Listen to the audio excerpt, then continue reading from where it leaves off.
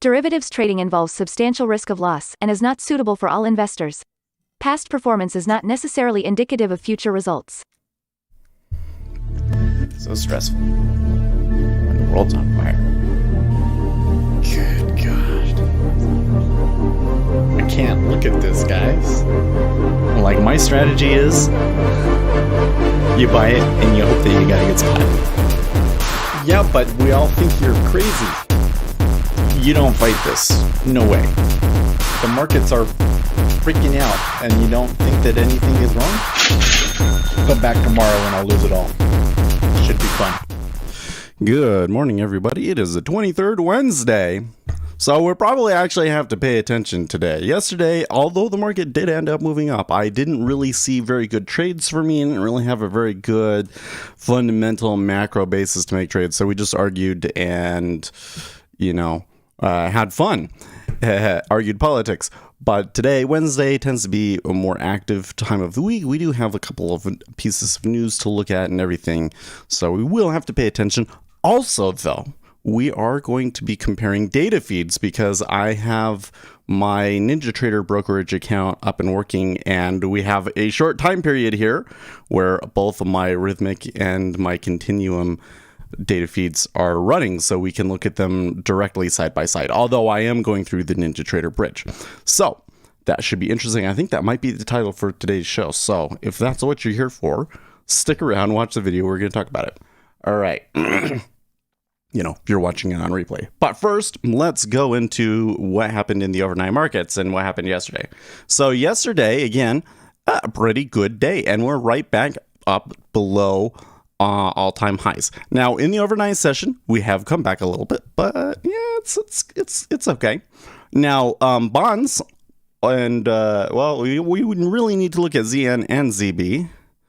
There you can see. So while they did, come back pretty significantly on Friday, we are moving up a little bit in the treasuries again. So interest rates are still staying a little bit low. Now, I'm a little concerned that the rates have declined and everything because, given the situation and everything else, like, really they should be going up. I don't know. But there seems to be some reluctance on the side of the treasuries that they think that stuff is coming and that maybe rates aren't going to rise so high. So, I think this is because some of the more recent jobs data points and so forth. Okay.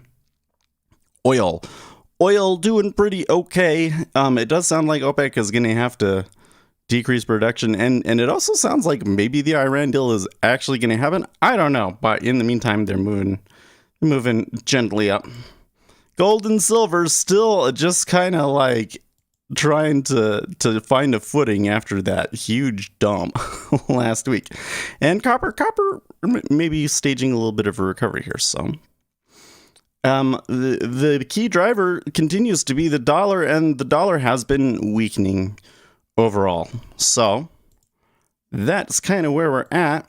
In terms of news today, we do have, where's my thing? Okay, so we do have current account at 6:30, but then later on in the session, we get the market's PMIs, and we get new home sales. So those are both, new home sales is normally something that we don't pay attention to too often. Why am I over here? I'm going to come over here.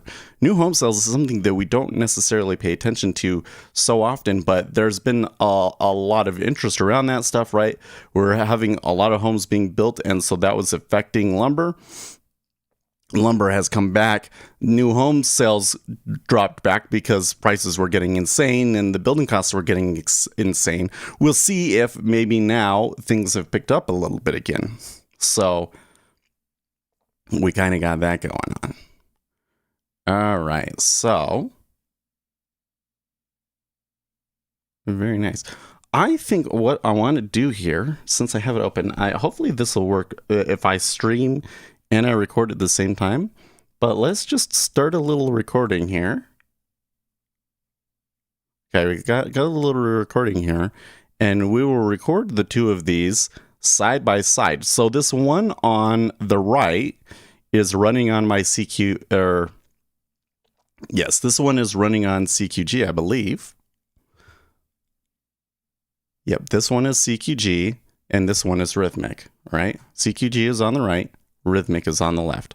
This is CQG through Continuum, and it is going through the NinjaTrader bridge. All right.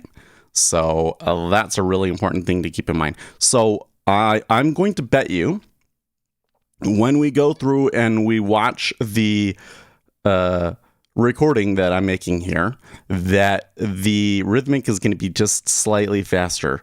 It's going to be like 1 frame faster, but only because of the NinjaTrader bridge. So that's the first thing. The other thing, though, that we might want to see is, are there more or less updates on one side or the other? Because there used to be some interesting differences between those two. Okay, I think that's more than enough. All right.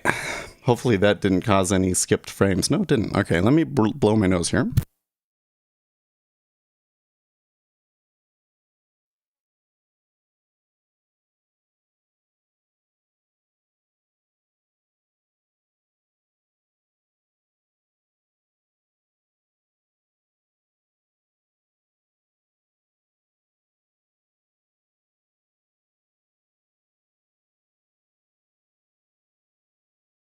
Okay, so I think what I'm going to do is I'm going to pull it into DaVinci Resolve. I think that will be the easiest way for me to look at it.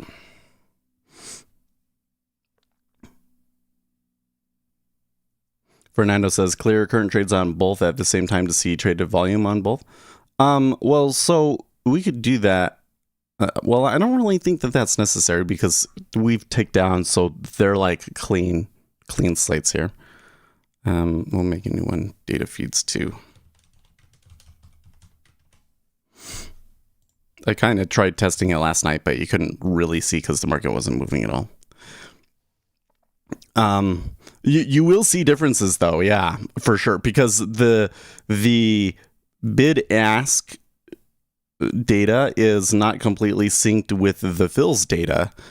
And so there are some orders that they will be classified as buys or sells. It'll always be at the same price, but you know, whether they were buys or sells may not be incredibly clear. And so they will display differently from the CQG data versus Rithmic data. There was actually a paper. I can't remember the name of the paper, but it's like this last month or so. Somebody in Market Microstructure they developed an algorithm that was more effective at categorizing volume as bid or ask during those really fast markets where it tends to screw up.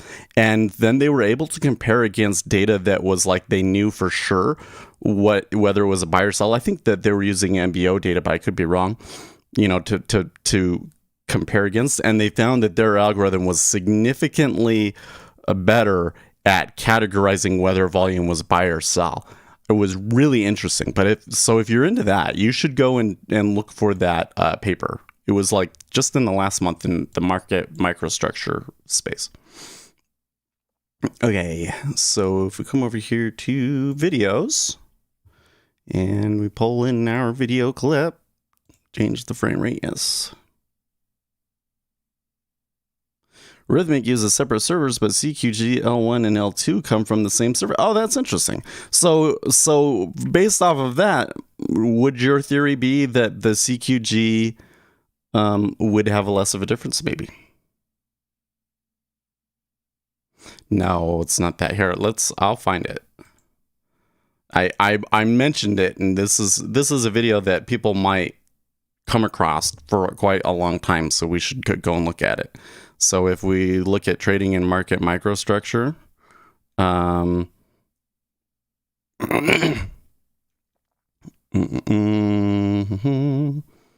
one is new.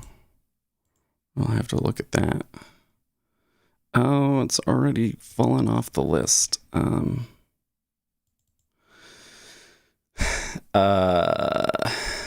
it was something like categorizing data in fast markets.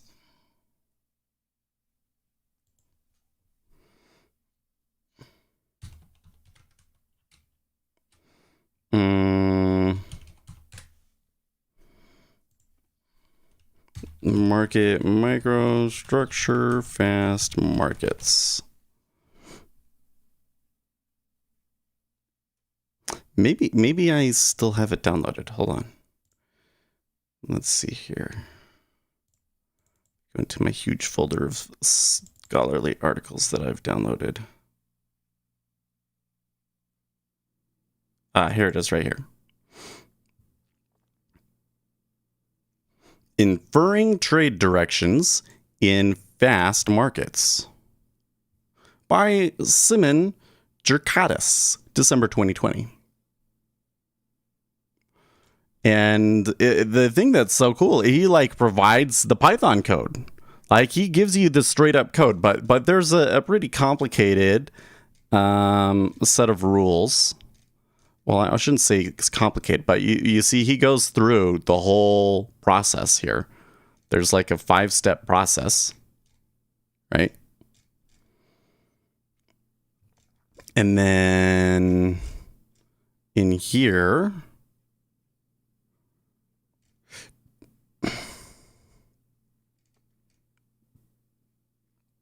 somewhere down in here, he shows pretty convincingly that it is better way of classifying things. There's a bunch of graphs, data, this is a good paper. I sent it to Peter Davies at Jigsaw in an email, and he never responded, which he doesn't have to respond because it's just like a good piece of information. But Peter, if you're listening, or hey, CQG and Rithmic, if you're listening, you're watching this, and you have not read that paper, you need to read that paper. You use cumulative delta, you're on the technical side, you should be reading that paper because that directly impacts what you're doing, and it is a better way of doing it. Okay, anyways, let us add our clip down in here, and then we should be able to go through it like, well, we don't need the sound. Let me just come in here really quick and mute the audio. Okay. So now we can go through it frame by frame, right? Okay, so there was a change. Interesting. Okay, so they were both at 1261. We can see that the Rithmic side changes first, right? Like I said, Rithmic will probably change at least a frame earlier, just because of the NinjaTrader bridge. Okay, so realize the bridge does introduce, this is 30 frames per second video clip, I think. So, sorry, what's 1,000 divided by 30? 33. So there's maybe like a 33 millisecond difference max, right? Or, yeah. Okay, so that does change first. So where were we looking at? That 1328. So somebody stacked a little bit on there, right?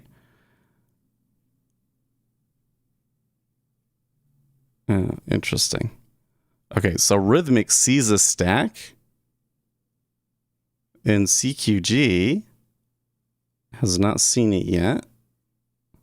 Now it immediately increases up to it.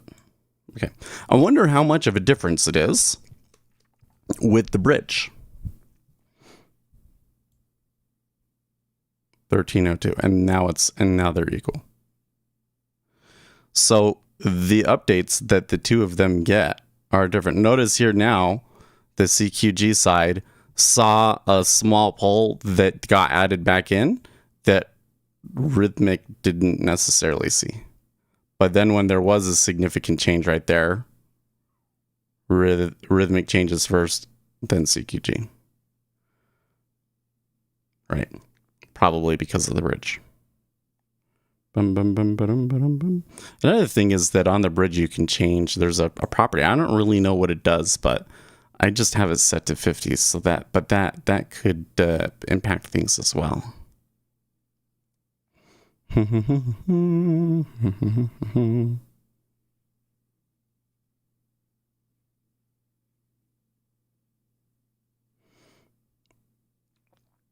So there are differences, but pretty insignificant. Now, did I catch a downtick Yes, it did. Okay.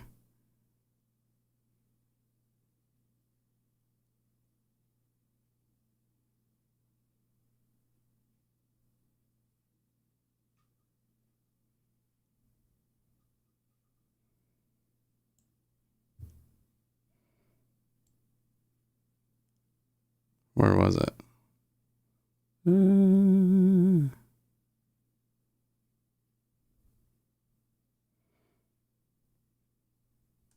Okay.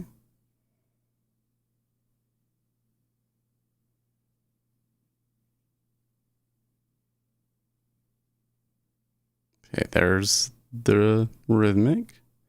There's CQG. In that instance, they show pretty much the same thing. But again, it's like there's a difference between the two, right? And then they sort out to the same. So this is where one of the things that was saying is like filtering. Like they're supposed to be unfiltered, but my understanding is that their definition of unfiltered is probably different from what yours and my definition of unfiltered is. They're definitely not sending the same updates, but like, is it a difference that's pertinent to your trading? Probably not. Probably not. Have you Rithmic connected directly in Jigsaw? Yes. The Rithmic is connected directly in Jigsaw.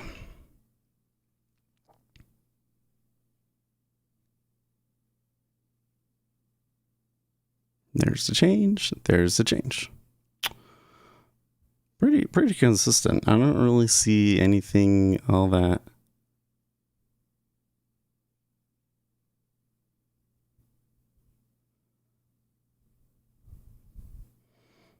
That's kind of interesting to watch.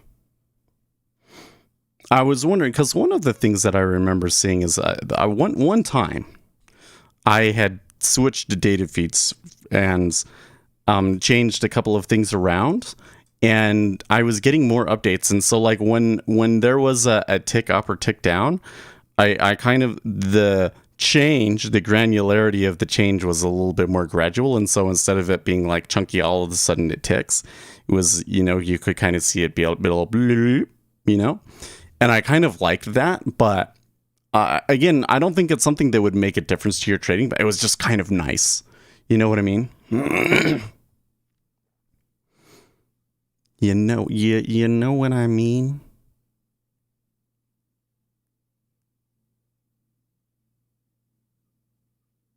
So I think that's a pretty good test. Now I asked them here, by the way, let's see here.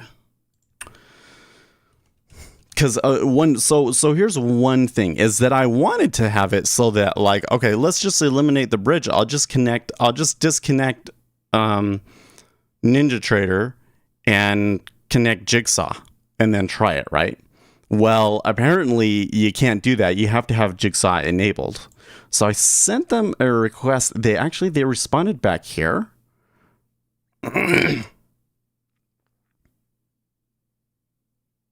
Yeah.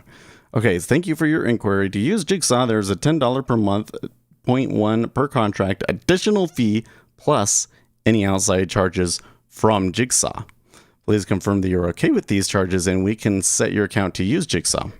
If you would like to log in Jigsaw and the NinjaTrader brokerage at the same time, you'll need a second login, which is also $10. Okay, so here's a big difference between CQG and Rithmic that really matters, right? Way more than which one updates first and everything else like that.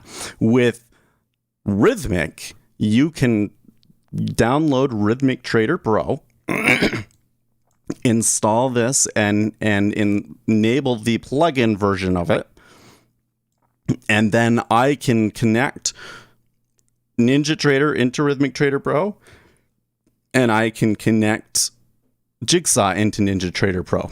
So I can connect both of my applications directly into Rithmic. I don't have to use the NinjaTrader bridge, and there is no additional fee, right? In order to do the same setup with CQG, you have to have the bridge. You have to use the bridge, which we believe maybe adds a few 10 to 30 milliseconds of delay, right? Plus, if NinjaTrader were to crash or be otherwise having issues, we would not be able to just go over into Rithmic or into Jigsaw and say, oh, I'll just connect directly with Jigsaw. Doesn't work unless you want to pay the extra $10, which in it's already like $40 a month. Okay. Now there's some other differences, right? You can see over here on my Rithmic side. Oh, I don't even actually have them on. Oh, I have the oh wait, sorry. On the Rithmic side, I don't have it on.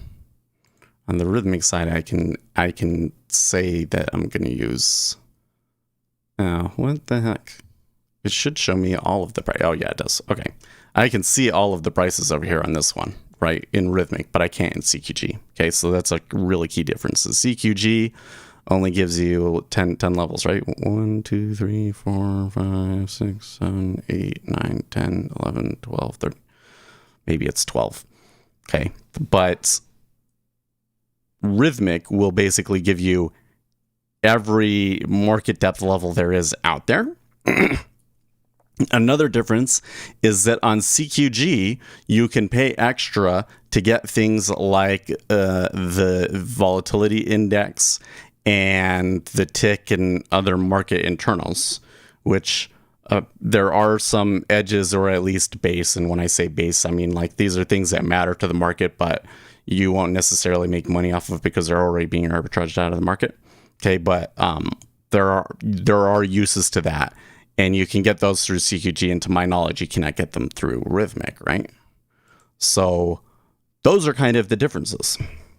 I think what I will do is for this month, I will use Rithmic, or I will use the, I'll have the CQG so I can continue comparing them. And then, oh, where did my ZN go? There we go. What I was saying was this one is I can set this to 100. Then I should be able to see. There you go. Yeah. Okay. Anyways, so we'll have them both up and we can continue to look at them throughout the month. But then at the end of the month, maybe I will tell them to use Rithmic because it seems to me that Rithmic just the setup that they have through Rithmic Trader Pro, being able to forward things is better. So yeah. Oh, I never started up the text to speech, so I'm not actually seeing all your comments here. Did you have questions? You can try to ping the server. I don't think that there'd be any difference on that. Yes, I have Rithmic is connected directly in Jigsaw.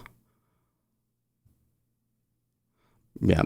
The Rithmic is better, I believe, because of that, the shared data stuff. Yes. Josue says, what do you know about continuum data feed? Okay, so that when I say I'm using CQG, what I really mean is I'm using continuum.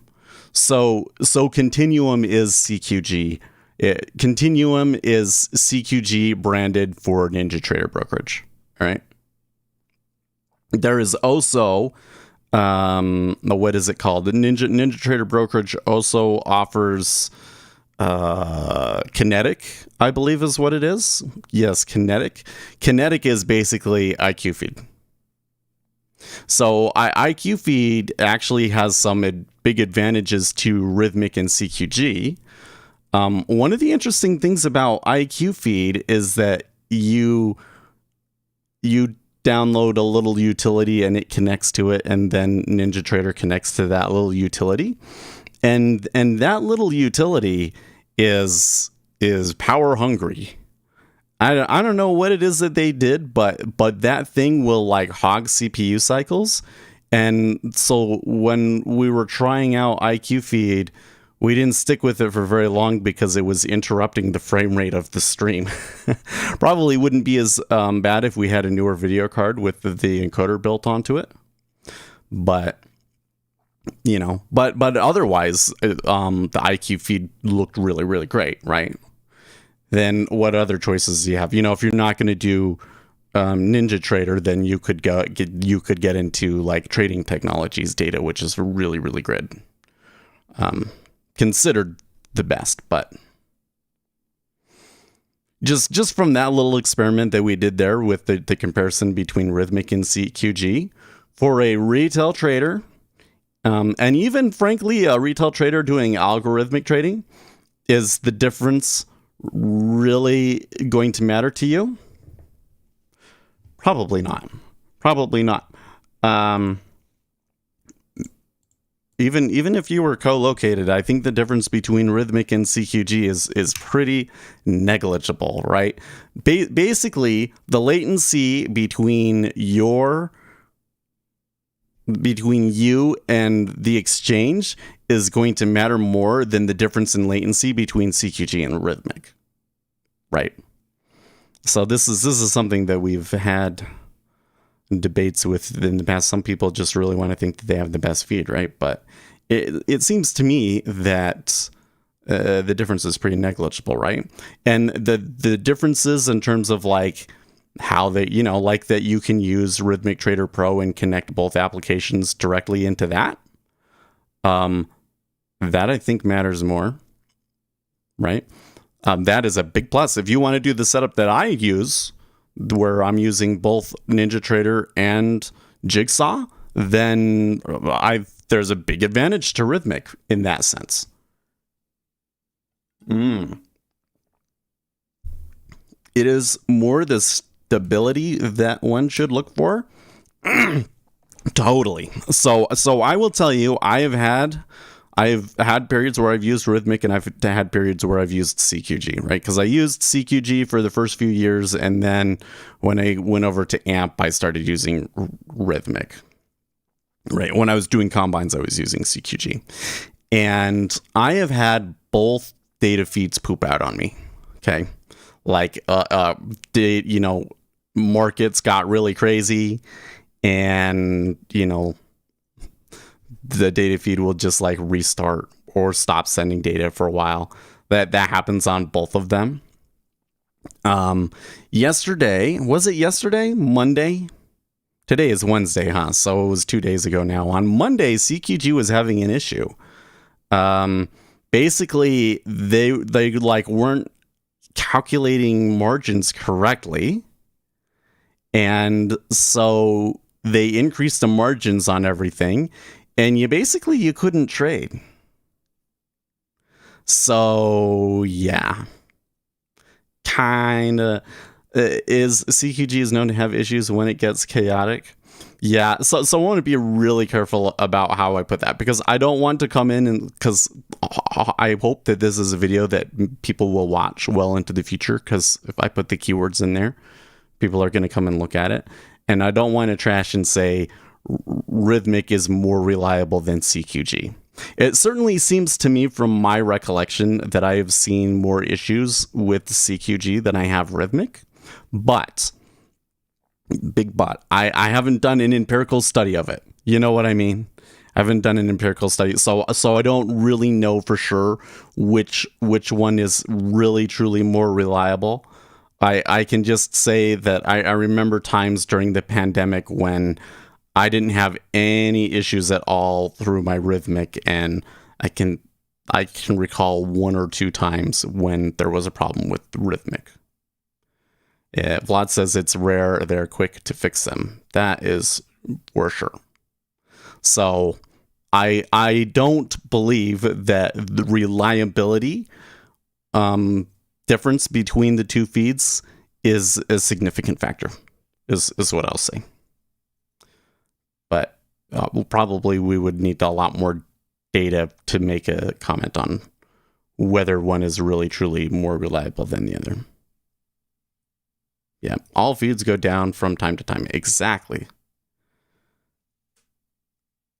Adrian Brasi says it's got to be location dependent because Rithmic has been crappy with me, whereas CQG has been fairly reliable. They are both dodgy retail feeds. Well, yeah.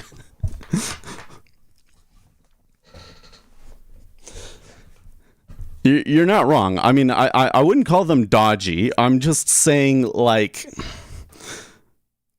I think that with data feeds, you run into diminishing returns very quickly, right? Like, if we were a hedge fund and we were getting hedge fund data, okay, how would that be better from this? Well, that you would maybe get a little bit better latency. You would maybe get more updates. Not enough in a way that it would really affect your trading.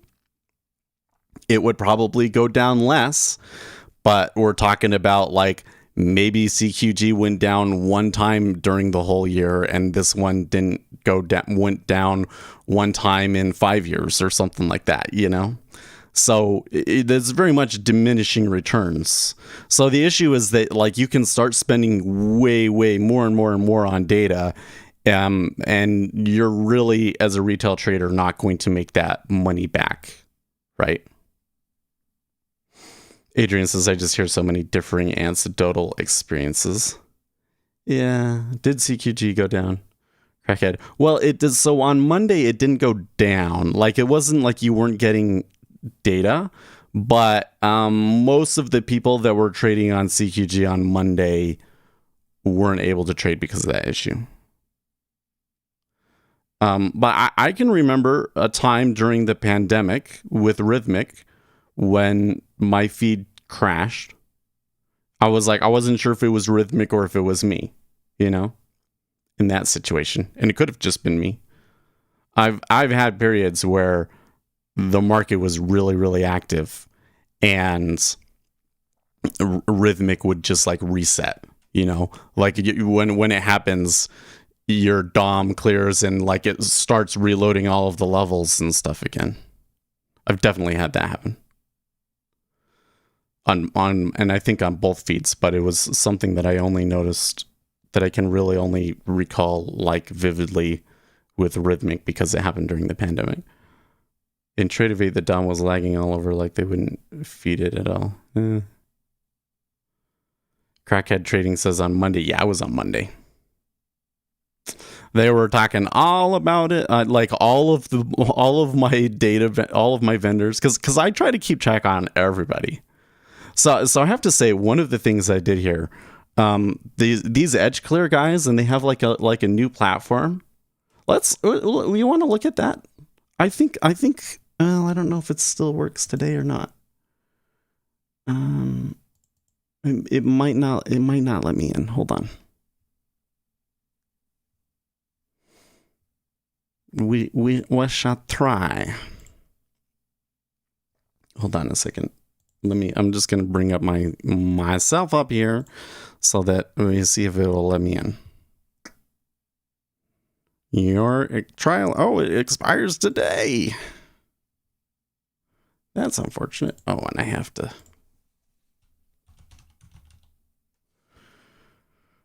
do this thing.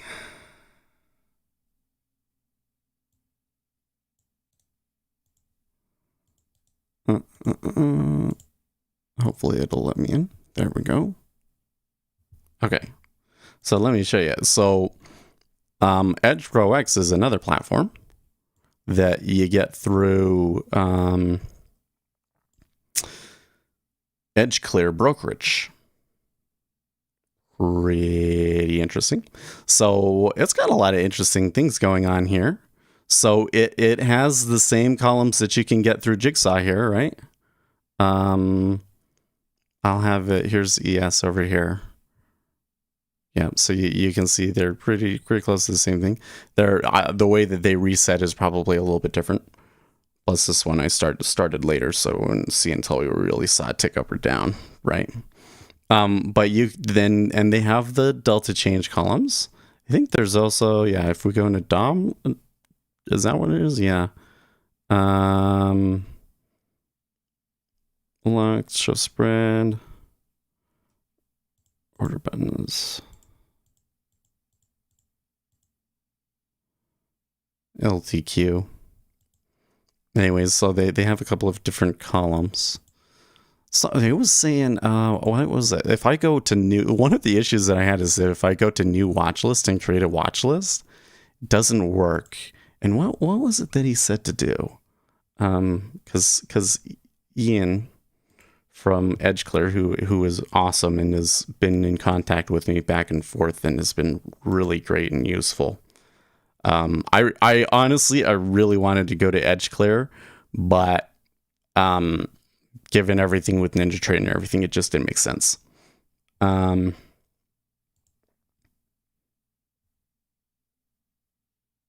found it easiest to click the plus icon.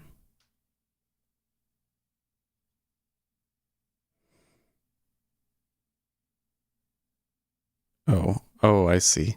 Plus icon, watch list, financials.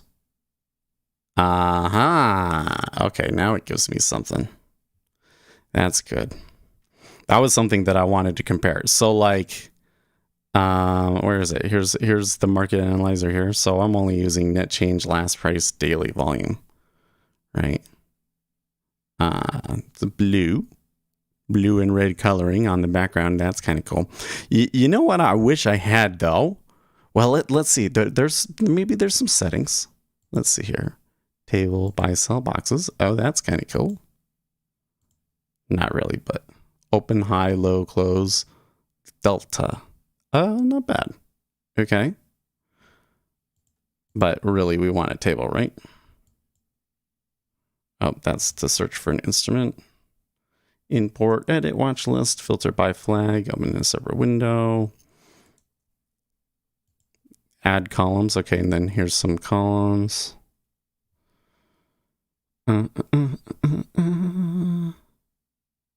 Pips, average price, quality. And then this is probably, yeah, more general things. So I tell you, platform people, if you're listening, this is something for everybody, right? Because Jigsaw, you don't have a quote board and you should make one. And I think you know exactly what you should do with a quote board.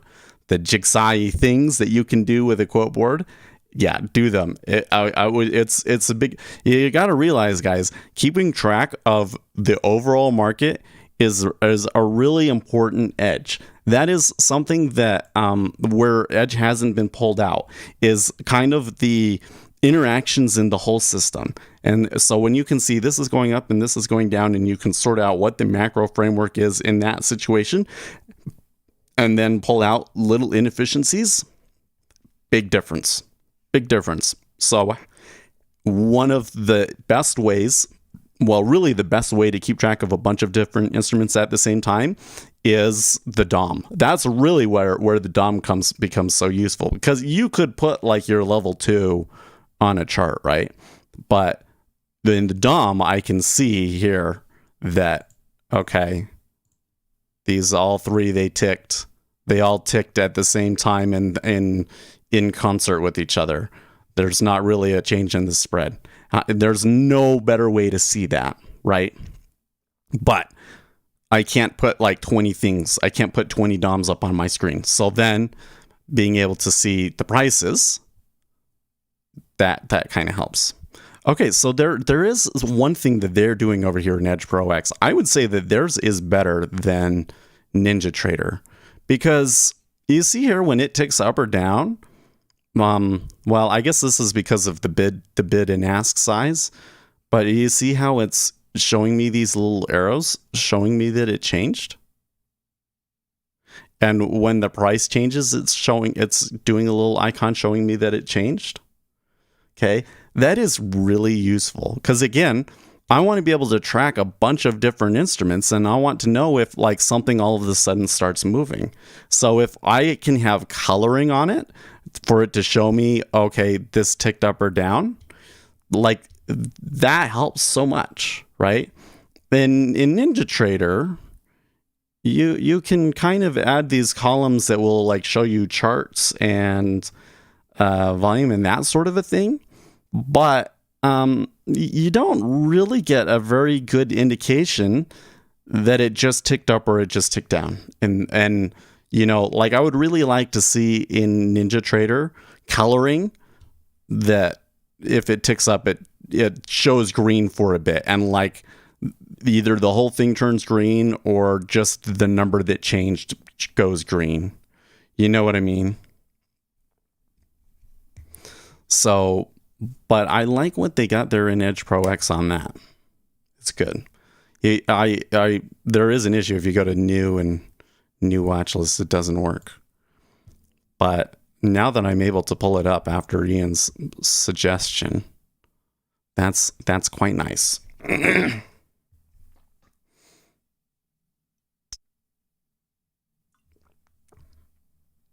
I would say that their platform is pretty good. Here, so you get these windows. Here's their DOM. Here's their version of a Vista chart. I'm wondering. Oh yeah, you can change this. That's cool. Okay, so I can change it to like 5 seconds or a minute. What is P and F? Well, that's much higher level. Or you can do one tick. There you go. That's what we want, is one tick. Probably one tick would be way too fast. I don't know. There are a number of like heat maps out there. Like here's Jigsaw's heat map. I kind of like the way that the Jigsaw heat map works. I have to like the way that it draws the candles is nice, but most importantly, like how it draws the cumulative delta.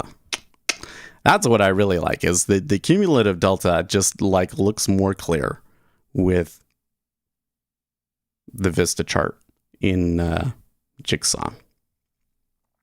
And this one, I don't know if there's a way to, you know, link add study.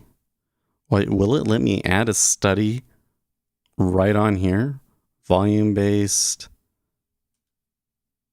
delta volume, maybe? Create? Oh yeah. Not bad. Not bad at all. And in fact, let's go over here. Let's do a new chart, and we'll just look at their charts right on ES. Oh, I chose one tick, but probably not what we want. Let's do 1 minute. Okay, so the default is a line. Yuck. Yuck. Okay, bar settings, bar type, line, no, candlesticks trend. Ooh, 3D candlesticks. Okay, 3D candlesticks are kind of just kind of meh. I got excited. I was like, ooh, I've never seen 3D candlesticks before. Kenichi line, square line, bars, 3D bars. What does the square line look like? Yeah. And then gradient is just, oh, I see. A line is actually really useful if you're doing like a tick chart, by the way. Or bars. Oh, not bars like those. No. No.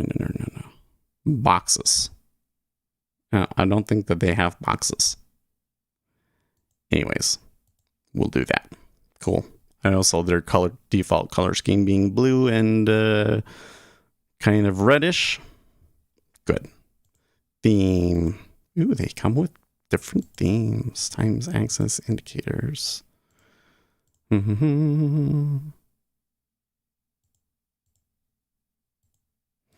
So then here, add study. Okay, so what did they got here? Moving averages. Displays, double exponential, whole moving average, Kaufman, moving average, smooth, triangular, volume weighted, Wilder. Okay.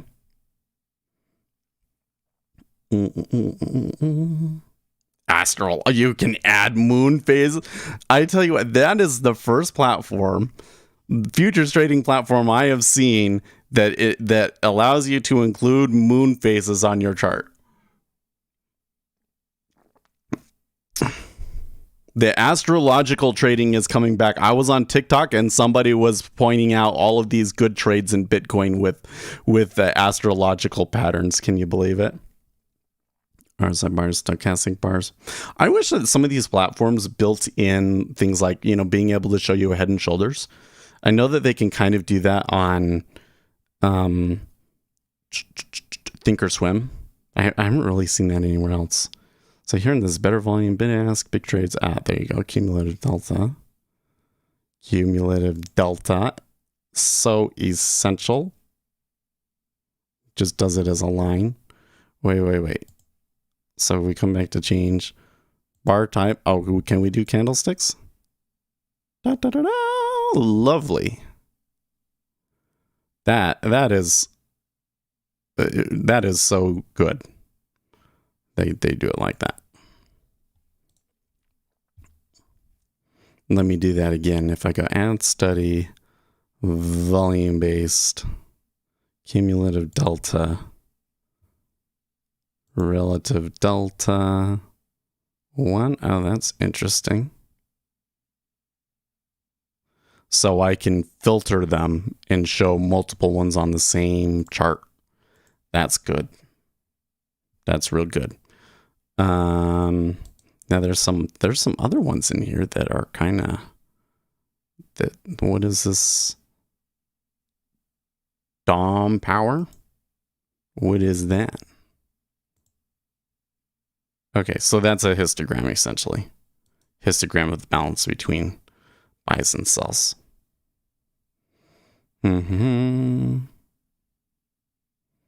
Elastic volume weighted moving average. Hendrick payoff. And I've never heard of that one before. And you can add a volume profile on there.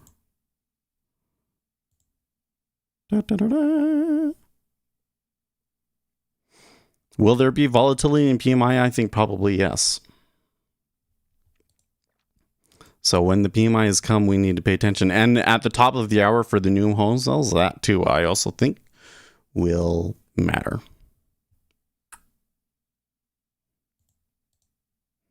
And study, what else do they got here? Bill Williams. Oh, is that the alligator? I need to go and do a test on the alligator because I saw a lot of retail traders just singing praises about the alligator. And I'm like, yeah, that probably doesn't work.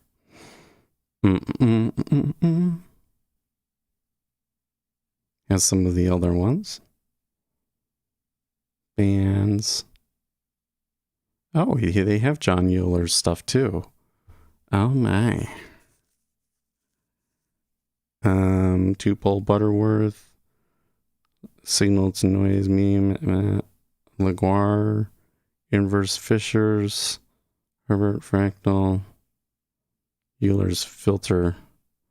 Is that the period momentum length close? No, that's not. No, that's not the one that I want. Because the one that I would want would have a property for the number of poles. So they don't have his best one of his best indicators. This super smoother. It's not in there. Performance, Sorrentino ratio. Okay, well, I have to say that their assortment of built-in indicators is pretty good. Oh, I actually got a new message from Ian.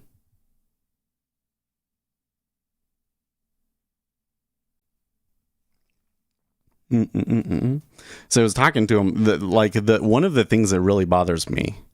See, I don't have any instrument. Oh, you can do a spread. Cool. Instrument 2 should be NQ. There we go. Okay, and then there's a multiplier. Okay. Operation subtract up divide add multiply. Okay, cool. Create. Okay, that's not bad. I have to say, like, NinjaTrader doesn't even have a built-in spread indicator, and I just can't. I'm sitting here like, every time that I think about it, I'm like, what the hell are they thinking? Why don't they have one? Like, that would be so, but maybe it's because it's like some vendor already has one and they're like, well, just use the vendor, and they don't want to step on the vendor, you know? Like if a vendor already does something and then they go and they built it into the platform, then that vendor is screwed. Maybe, and I wonder sometimes if they've got problems with that, but they do have a built-in, they do have a spread of some sort. I think that it could be more flexible. But it's nice, probably. Oh, well, and how would you do? Okay, so add study, instrument, spread. Can I do ESU?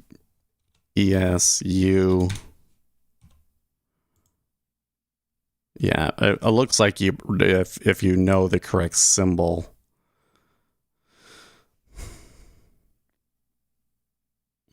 Yep.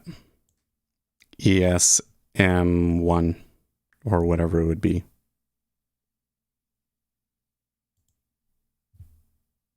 So that you could see the calendar spread.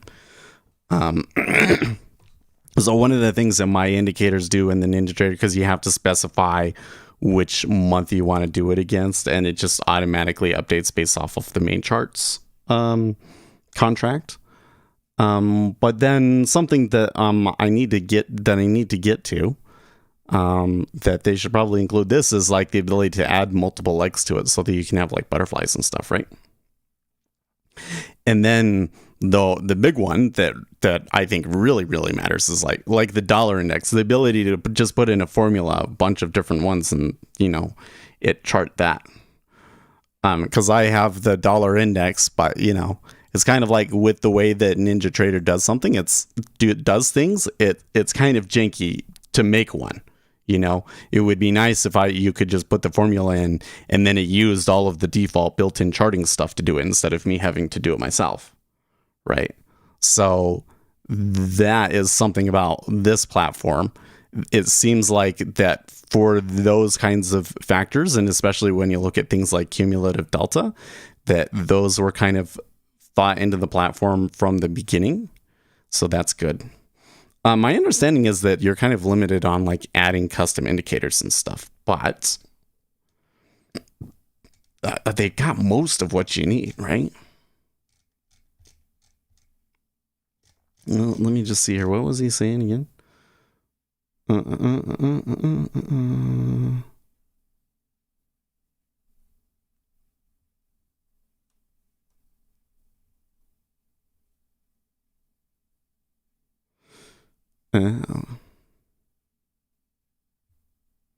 Customized spreads or exchange spreads. Well, I can chart the spread in here, so that's probably good enough. Then you need to have something that's like a new, come over here, new DOM, and then I need to be able to add more than one, right? How do you do that?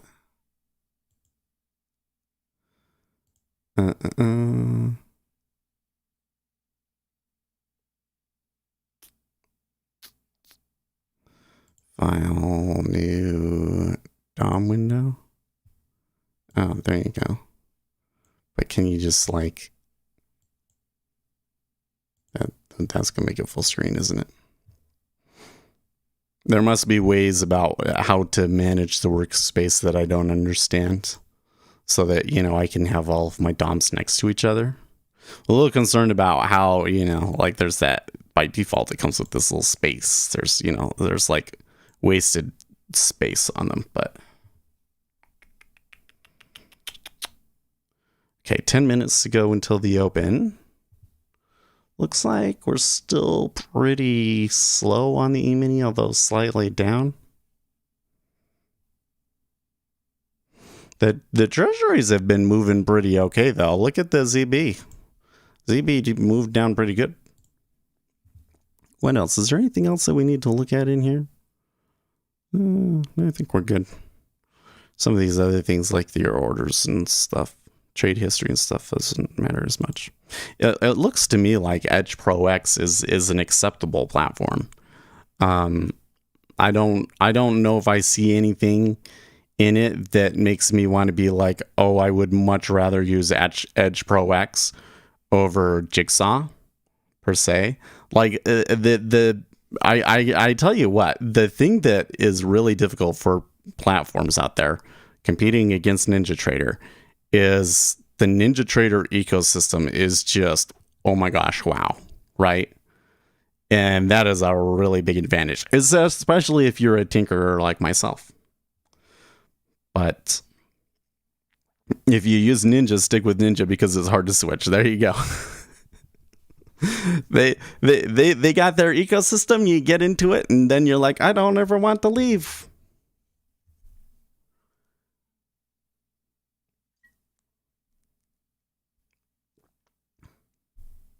No, I think that the difference here is the brokerage, right? Like, I think that if you're having problems or you need to talk to somebody, that I would rather talk to Ian at EdgeClear than I would the guys at NinjaTrader. No offense to the guys at NinjaTrader, but I don't really know them, you know?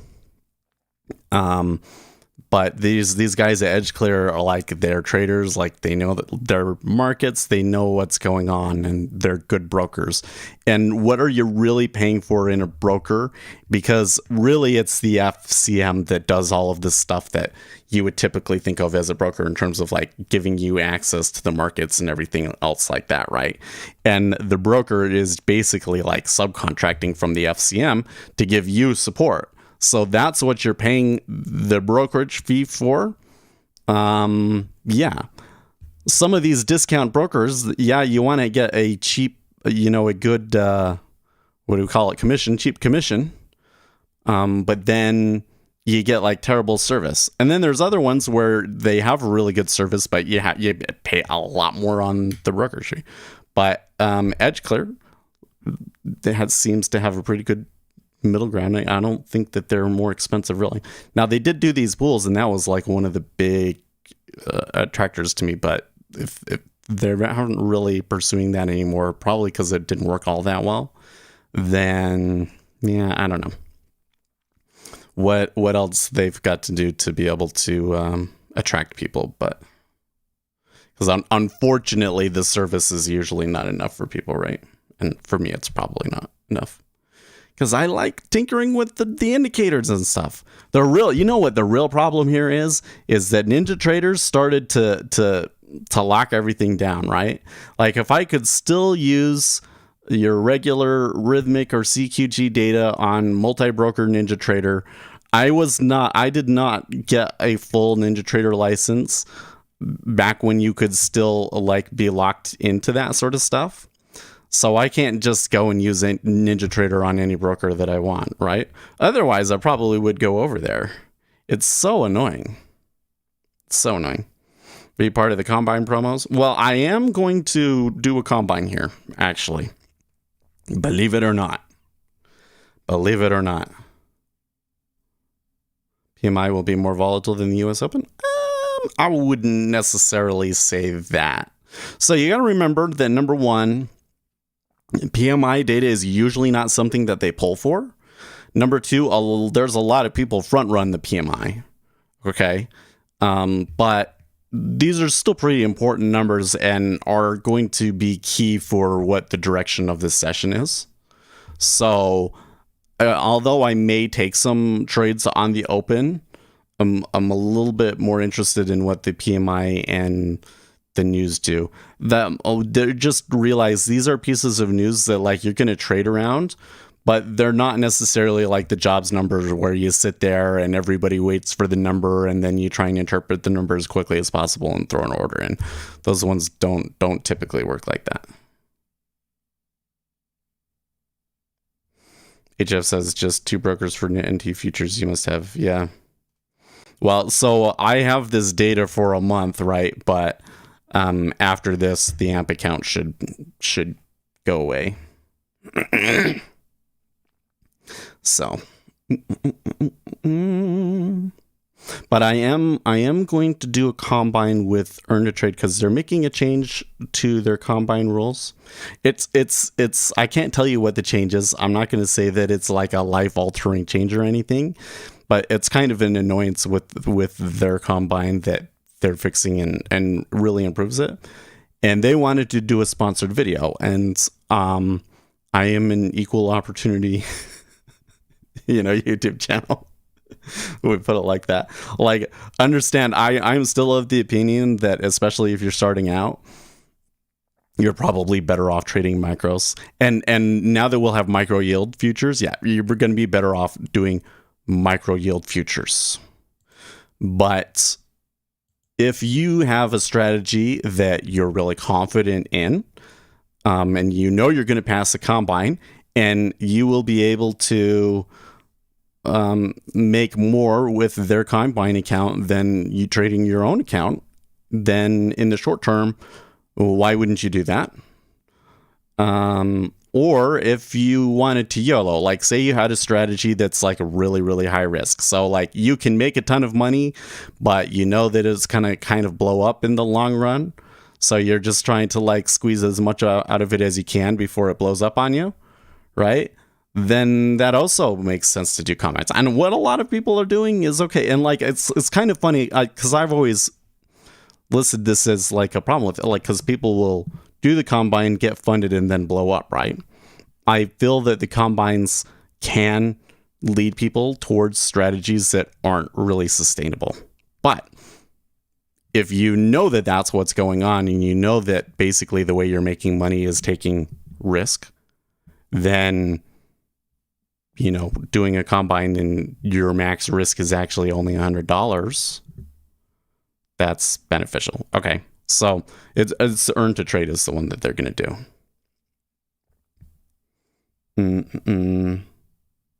How much does one have to pay a month to trade this combine?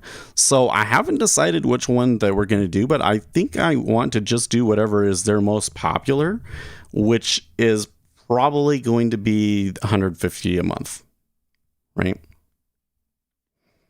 Just do their basic one.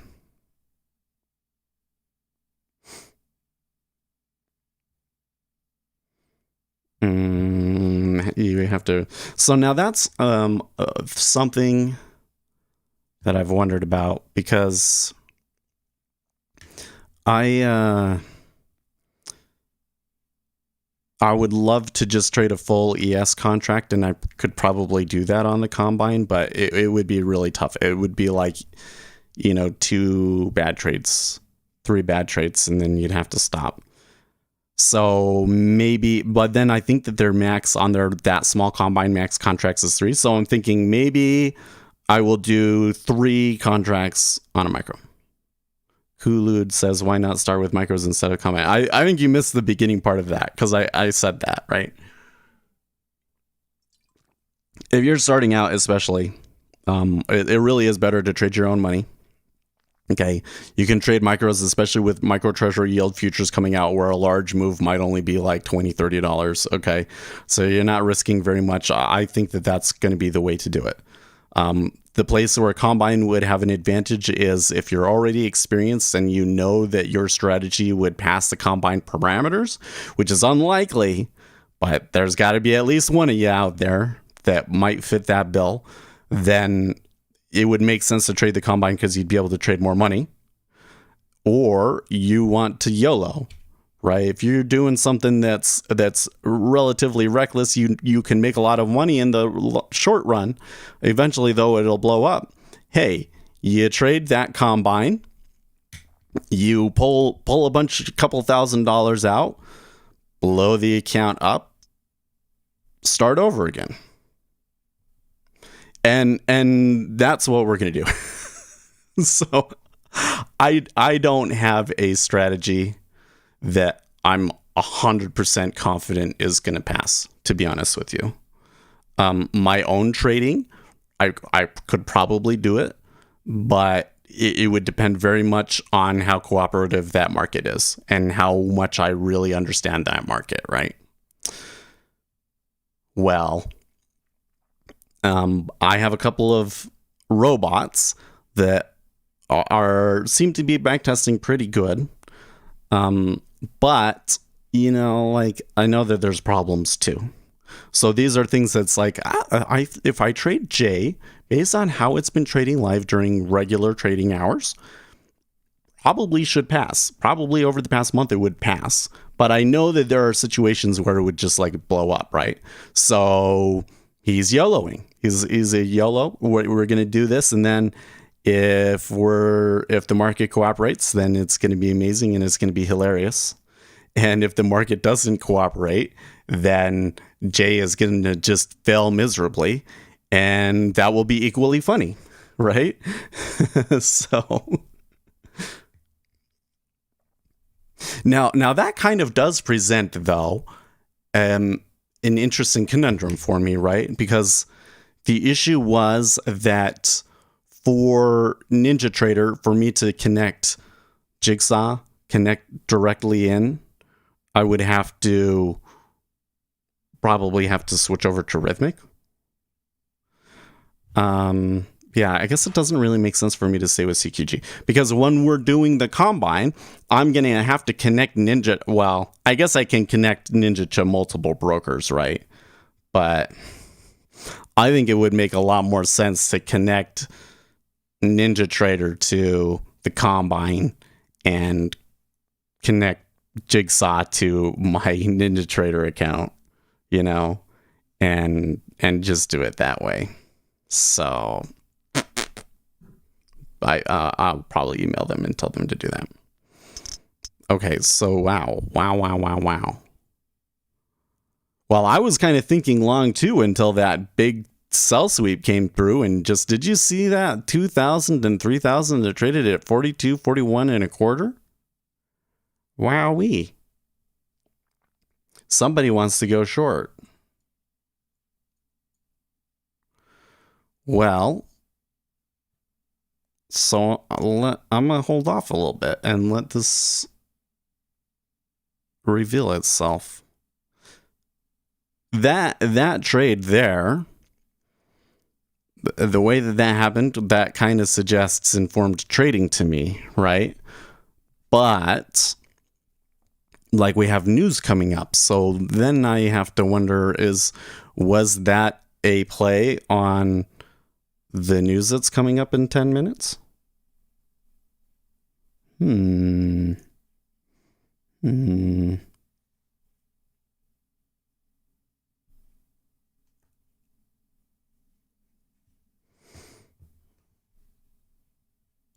So let's change the title of the stream here. Rithmic versus CQG data. Market data. Exploring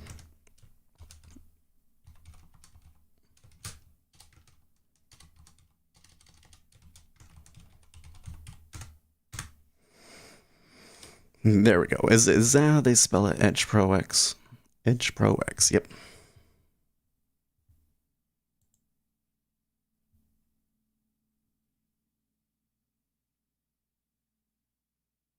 Well, you broke even on that? Ace. So that's impressive. But that's not really impressive. Like, that's the way that he does it, and he manages the orders, and it should always work that way, I guess. Yeah. Excellent. I think it's smart to do this early in the stream. Yeah, well, it's kind of weird the way that it works. I mean, YouTube will definitely recommend the stream to users based on what I put in the title. But it's kind of like, okay, but what do you have to put in the title for it to really matter? You know what I mean? So if it's like a viral thing, like this, like the GameStop thing, right? Then it would matter, right? Most of the time, though, I don't think it does. And then that goes into how many people watch it afterwards. Uzi, good morning. You're only just coming in now?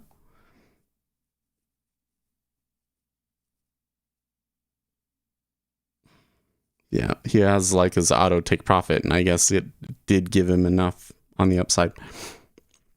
That was a really scary sell order, though. Like that has been happening a lot in these markets, but I hadn't seen it a ton like last week.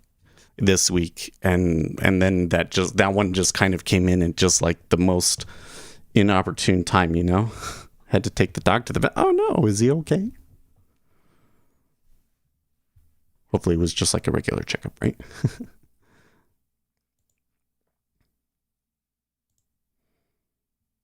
Anyways, but so I had one video where I was talking about developing between Sierra Charts and NinjaTrader, you know, and I put that in the title, and like it got a lot of search traffic, even though I didn't really have the stream organized enough that time to really do it. But this video, I think we should do a good job, right? We talked about it at the beginning. I introduced it, and then after going into everything else that we needed to do today, I went right into it and showed it. So I'm hoping that anybody that is searching for that on YouTube comes across a video that they will watch a good portion of it, and it'll be good.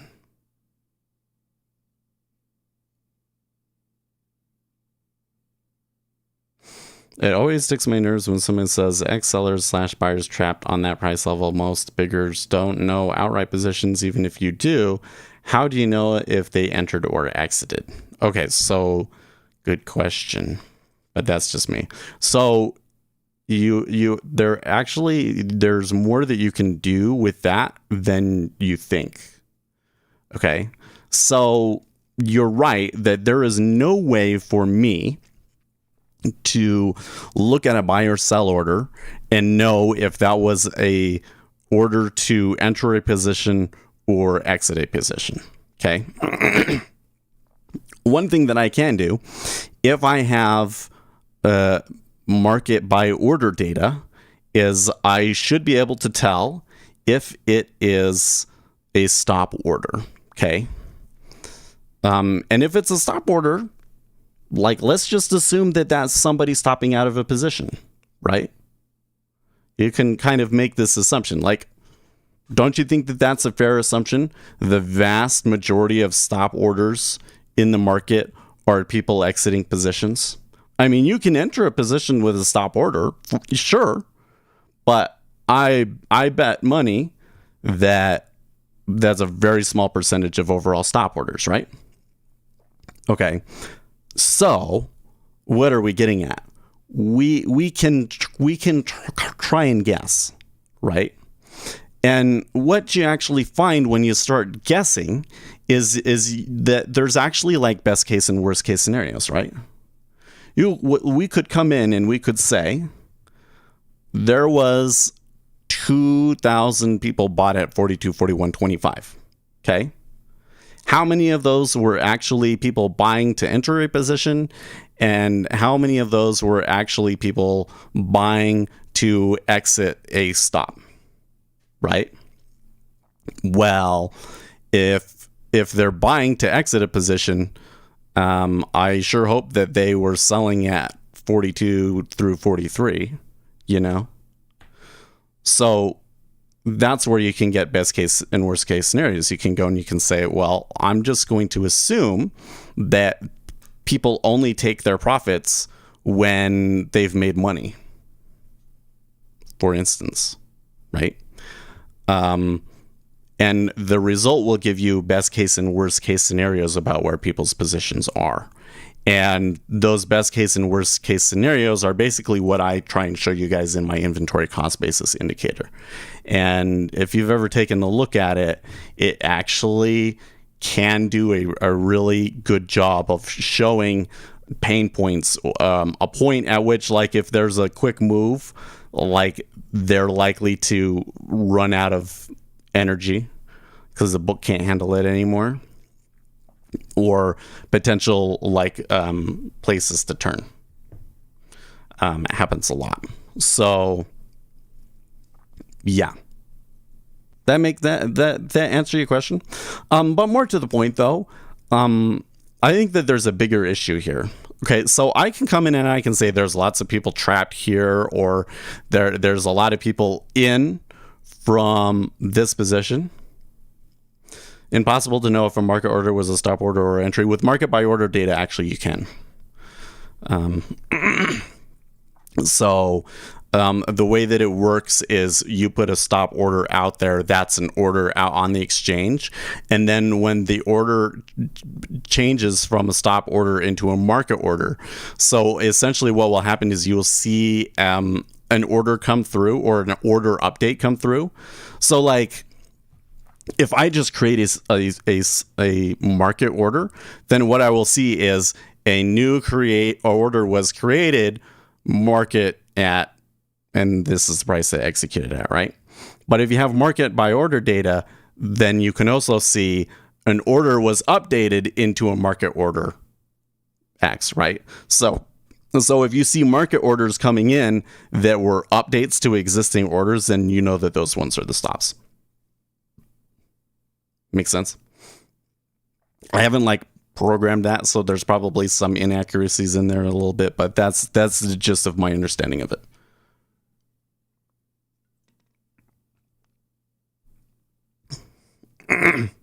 But here's the issue. Say I know where everybody got in from, right? Like I can tell you pretty confidently. I mean, it's like way too early, but I can say pretty confidently that buyers are,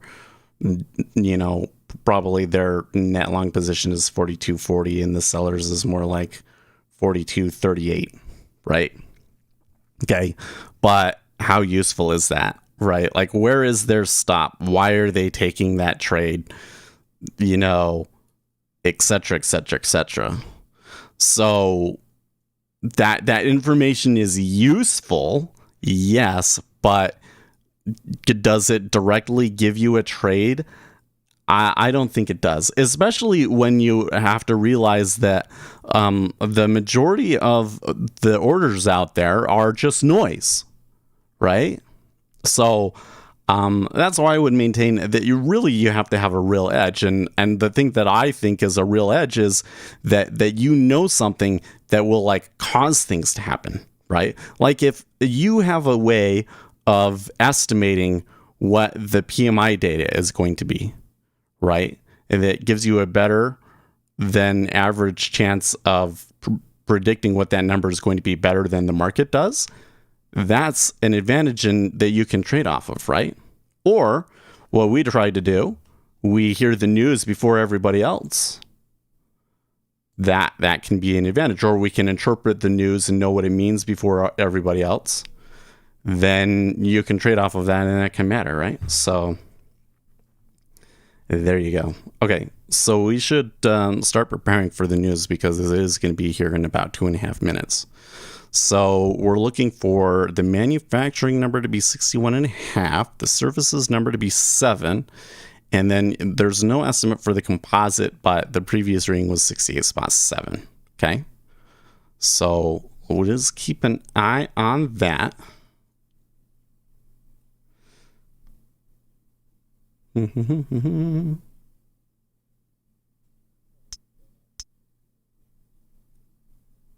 I get why traders smoke cocaine. Coffee is never.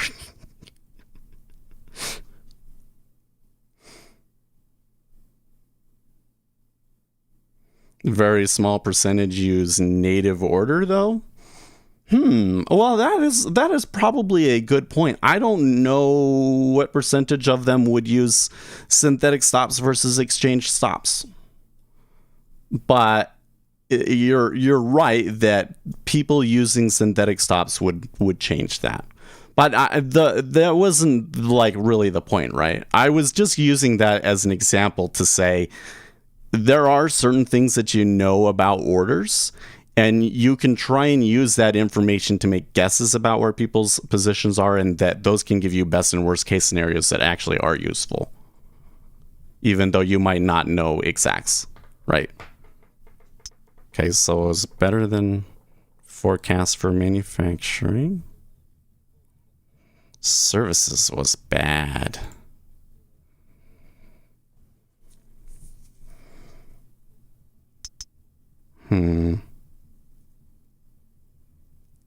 Okay, so the number that we got, manufacturing 62.6 versus the estimate 61.5.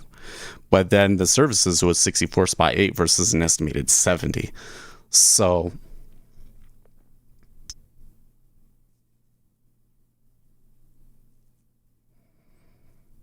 My take on that is that it's negative, but it's a little mixed. So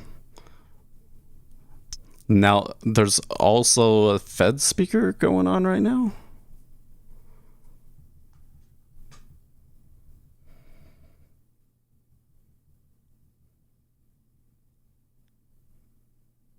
Okay, well.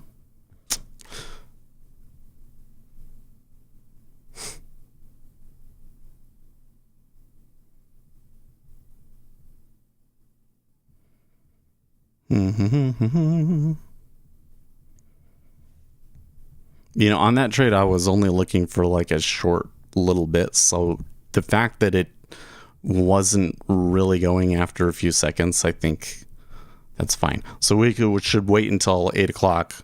New home sales. Looking for spot 87 million. That should be an important number too. Wow, big orders on both sides here.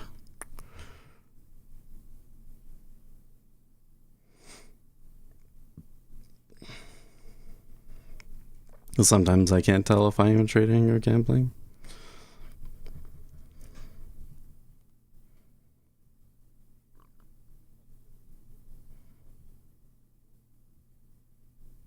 I think it's really important for traders to realize that the majority of them do not actually have a predictive signal, that their edge comes from managing the risk of it. That was a very, very low volatility. Yeah, I mean, it did do some stuff for the news, but it's not as big of a reaction as I really thought.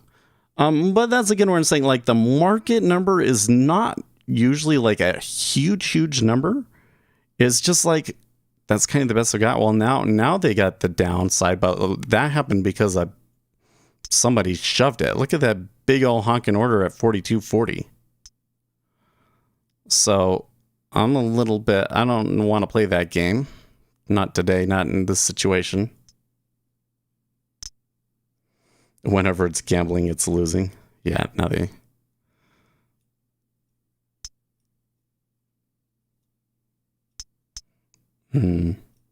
Yeah, see, that might have been a spoof, because as soon as they came right up to it, like the market sold away from it, and that there was an iceberg 700 lots at 42.41.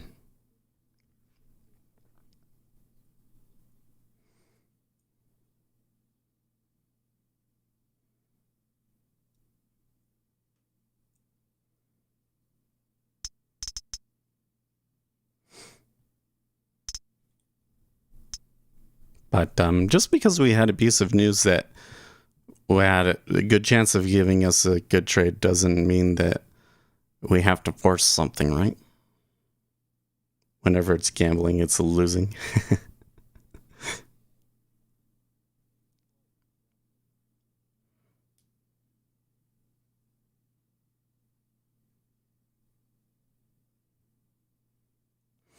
Well, I should note that when I say it's managing risk doesn't mean, you just have a set target and stop and then that's it. That's not risk management, right? I think that it's the much larger system of being like, like what I just did there. I took a trade. I could have waited in a little bit longer and broken even. But like it was a trade that just wasn't going when I was looking for only 16 ticks anyways. Does it really make sense to stay in the trade in that situation? No, like I think it means would be smarter to wait for the new home sales or for another headline, rather than waste a ton. And just let my robots do their thing. The robot did take its trade today. And it made money.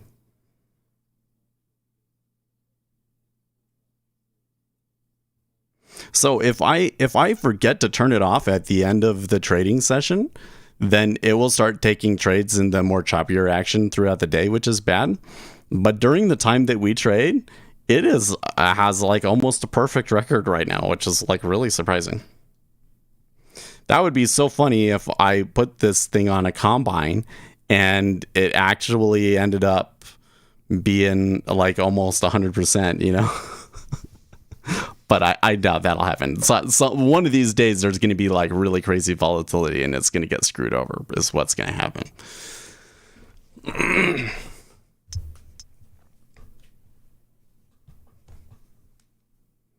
Horse mumbler? What kind of a name is horse mumbler? You are a horse that mumbles? Or is mumbling a thing that you do to horses? You come over and mumble my horses? How does that work? I don't know anything about horses. You know what I think though, unpopular opinion. Like, I get why people say that horse girls are crazy, but I think that horse girls get a bad rap, okay? Just because you have an interest in a particular subject does not necessarily mean that you have a certain mental health profile. It's absolutely ridiculous, okay? I get where it comes from and why they have a bad rap, but that is a fallacy, you know? We don't have empirical evidence. And even if we had empirical evidence, I think that the thing would suggest that just because your partner likes horses does not mean that you're going to have an unhealthy relationship.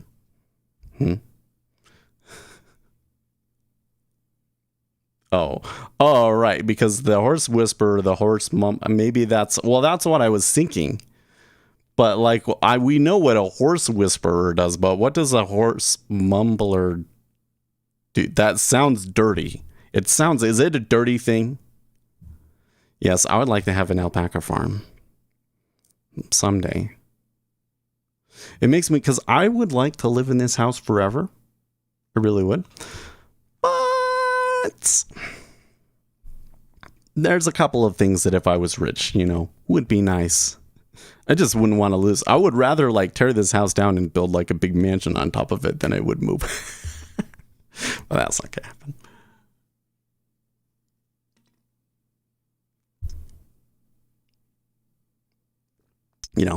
Have something, make this room a little bit bigger just for the acoustical properties of it. Have a nice big closet over on one side that I can store all of the equipment in. Have a better place outside of this room. I would like to have an office and a living room. Like, it should be, let's draw. We're going to, I've done this before. This is a good psychological exercise, is just to go in and like build your dream house, right? Because it engages parts of your imagination that are good, especially if you're going through something tough. You're going through something tough, just think, if I had the perfect house, what would it look like? And then you'd think about having that perfect house and inviting all the people over. It's an interesting, anyway, so we'll have a door. I want to have something that it's like, because right now it comes in and then there's the office, right? But what I would like to have is like we're going to go really complicated here, right? There'd be a little room like this that's like a waiting room, and then there would be the big office like this. And in the back here, a really big closet. Ta-da! Actually, let's not do it like that. Let's put the closet over here so that you won't see it. Right? This corner will still be where the stream looks at. This would be the computer. See? There you go. That way, there's something to separate me from what's out here so that you don't get the sound coming through. But then on the other side, there should be a family room. There should be a family room, and it can have like the hutch and the piano. Is that a good piano? What do you think of my piano? That's not bad.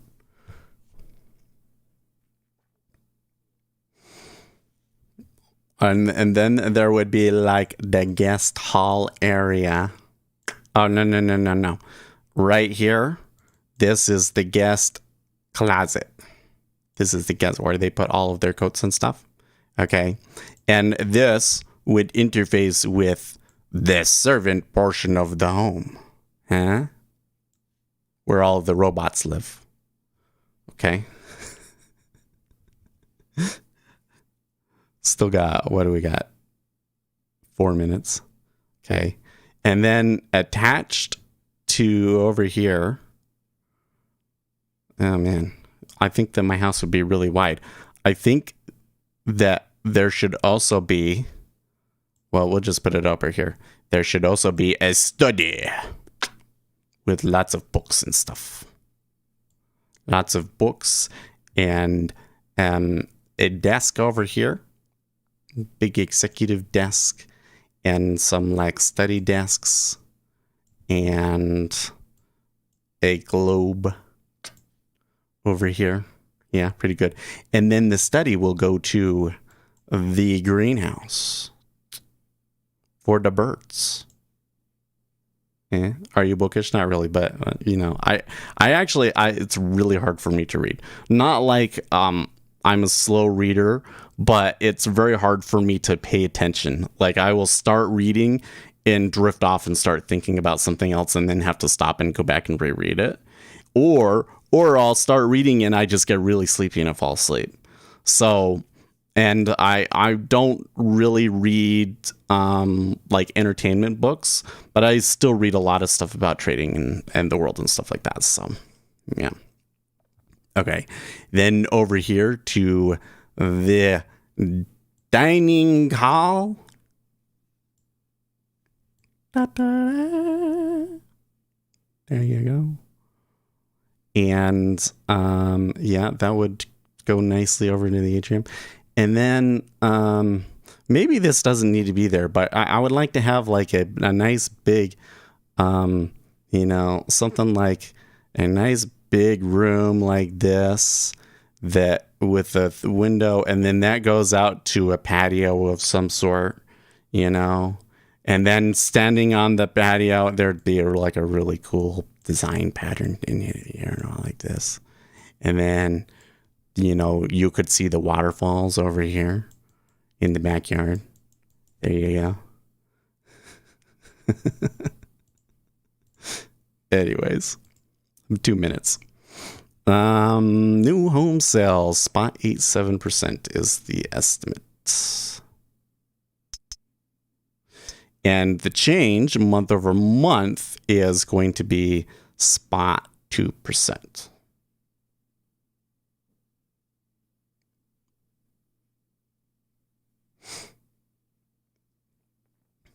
Sebastian's alive on, yeah. Me too, but I'm a slow reader. Well, if you are a slow reader, there are like little programs and stuff that you can do to become a fast reader that actually help a lot. You just like, you have a bookmark and you move the bookmark at a constant speed, and it will, because often it's not that you couldn't read faster, it's that you just don't. And so if you just train your brain to start doing it, then it will do it. So that move, by the way, you know, I thought that it wasn't very good for the economy. The ES didn't do anything, but the treasuries did. The treasuries came up. So maybe if I had taken a long in the treasuries, that would have worked out.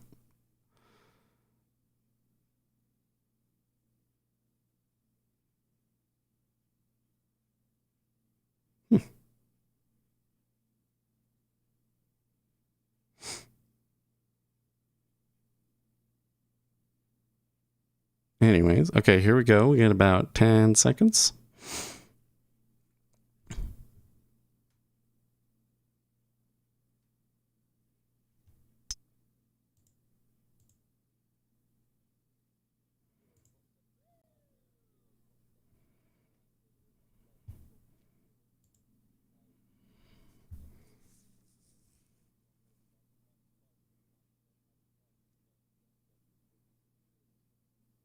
Ooh, that is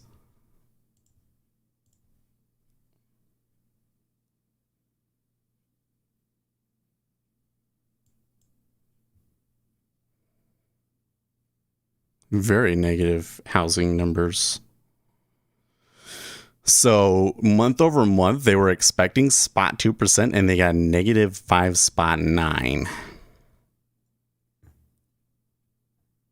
So I'm not 100% sure if that's gonna if the equities are gonna sell off of that. In fact, I kind of don't like that one either. I think it's a better play over here in the treasury. So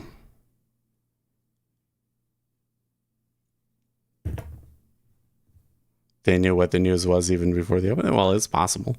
I mean, Wall Street puts a considerable amount of effort into trying to predict what the number is going to be. So, and some of these numbers you can kind of see it. So they can kind of calculate. Although a lot of these numbers are like survey numbers, so that's, makes it impossible for them to truly predict. But some of these ones, especially like PMIs and stuff, there's kind of little breadcrumbs that they can kind of look at to derive the information another way. So I'm going to try and give this a little bit of room.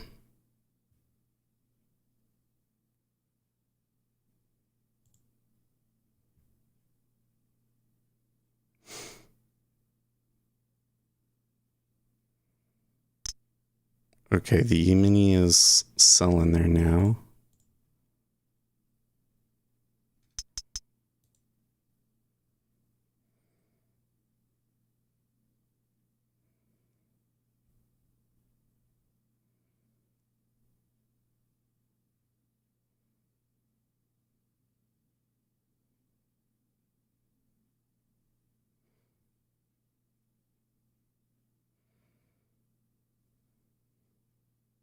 The E-mini has been a little, fickle, tough at times the past few weeks anyways, but today it's particularly bad, right? We've traded like what, a 4 to 5 handle range for the whole first 30 minutes. It's a little tighter than it usually is.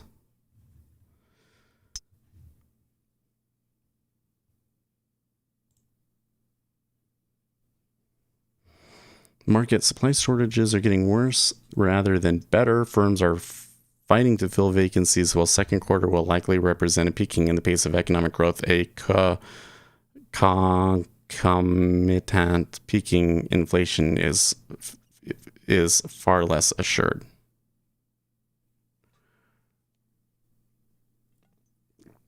I don't know what that word was. I don't even know if that's a word, if he misspelled something or something.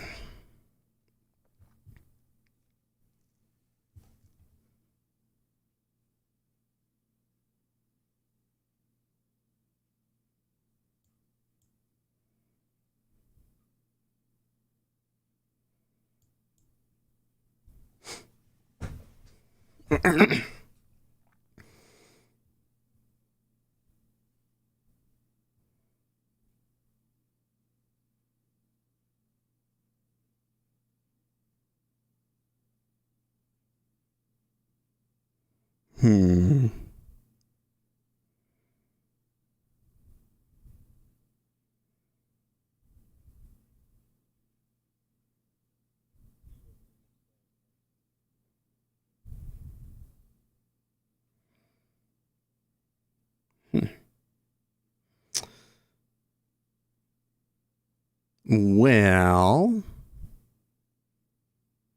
there had been some movement off of it. I think that the number justifies some movement.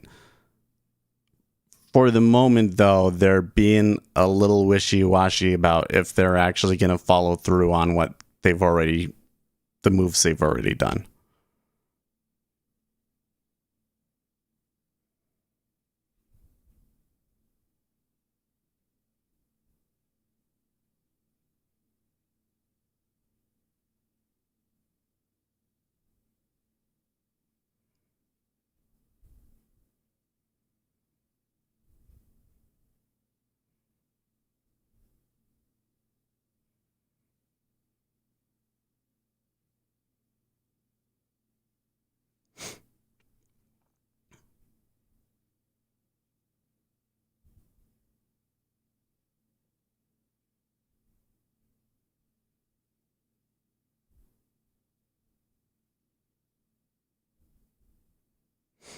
Mm-mm.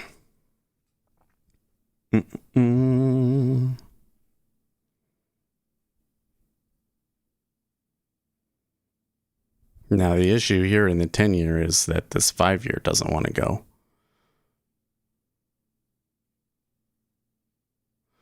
What did you see in the markets when a lower than expected housing market report arrived? Well, so that's interesting. The thing is that post-COVID, there's no way that you would have seen a negative 5.9 month-over-month new home sales number, right? So, and normally when you would see a new homes number, it mattered way more to the treasuries than to the equity market. So it was kind of an indication of how much room the Federal Reserve actually had to raise or lower interest rates based off of, how home buyers were responding to interest rates, right? I was gonna say, it's the sort of thing that would provide short-term opportunities, but was not necessarily it's not a red number, it's not a high impact number. It's a mid to low impact number, but given the context, it's like the best you got, you know what I mean? And situationally, they are numbers that are going to matter and are telling us a lot. But I guess here that the E-mini doesn't care, it looks like, because I've gotten it wrong in the E-mini again. I guess I did take shorts, didn't I? Yep. Sell. Yep.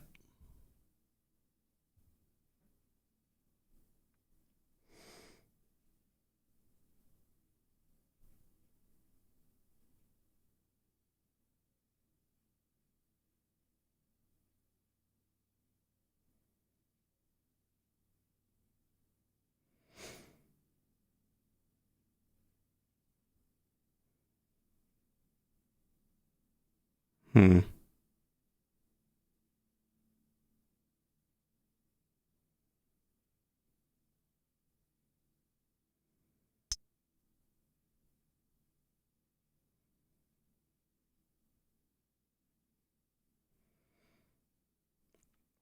Probably. Well, I'm sitting here like, probably we should be out of this, because there's been little pushes back and forth here in the E-mini. I don't think we're really related to the news, and it kind of just looks like they're just gambling. So, but we're just gonna have to get stopped out.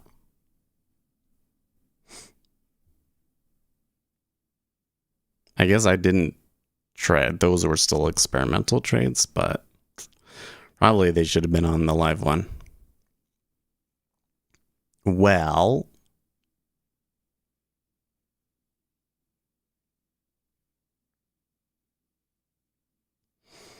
what about Bitcoin, by the way? Oh boy, Bitcoin is just sideways. Holy crap.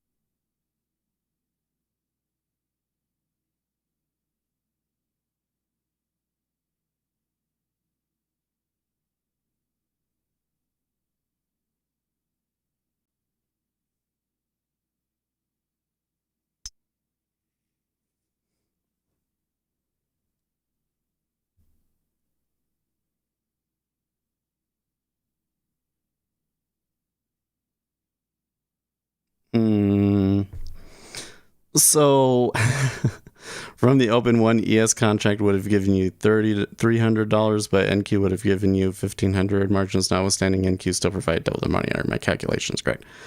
So I'm not going to bother going through and calculating it, but you're probably right. It's just that I wouldn't look at it that way. Okay. Like, yes, you trade NQ, You will make more when you make money, and you will lose more when you lose money. It's more levered, I guess you could say. But what you should really be thinking about is if I take 100 trades on the E-mini, how many of them will be profitable? And if I take 100 trades on the NQ, how many of them will be profitable? And is there a difference? And I'm going to suggest that actually there is, and that most retail traders will catch a better win rate on ES than they will NQ. Given that they were looking for the same relative targets. But that's like the whole thing, is that once you start trading NQ, then you get lured into this range game where it's like, oh, it moved up and I can take, this little bit out of the middle. So you start trading it differently. You start trying to like really market make it. And there's issues doing that with the fat tails that you get in NQ. And so I do think that most retail traders will have an easier time being profitable on ES. But that doesn't always mean the case. It's kind of dependent on what you're going to do in your strategy. But I guess that's the thing, is that NQ kind of guides you towards a certain kind of strategy that may not necessarily be the best strategy for you. Make sense?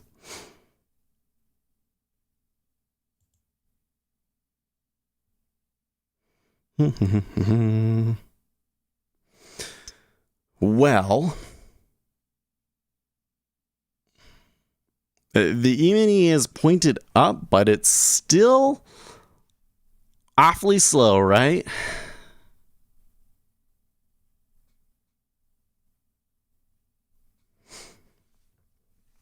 Still awfully slow. We got gasoline at the bottom of the hour. I think that there are still some speakers. Yep, at 9 o'clock, Fed's Bostic. Well, that's a ways away. That'll be when we're gone. 5-year note auction today. Oh, okay. So that's why they weren't able to move up any higher, huh? Somebody's got some sort of a lockup there.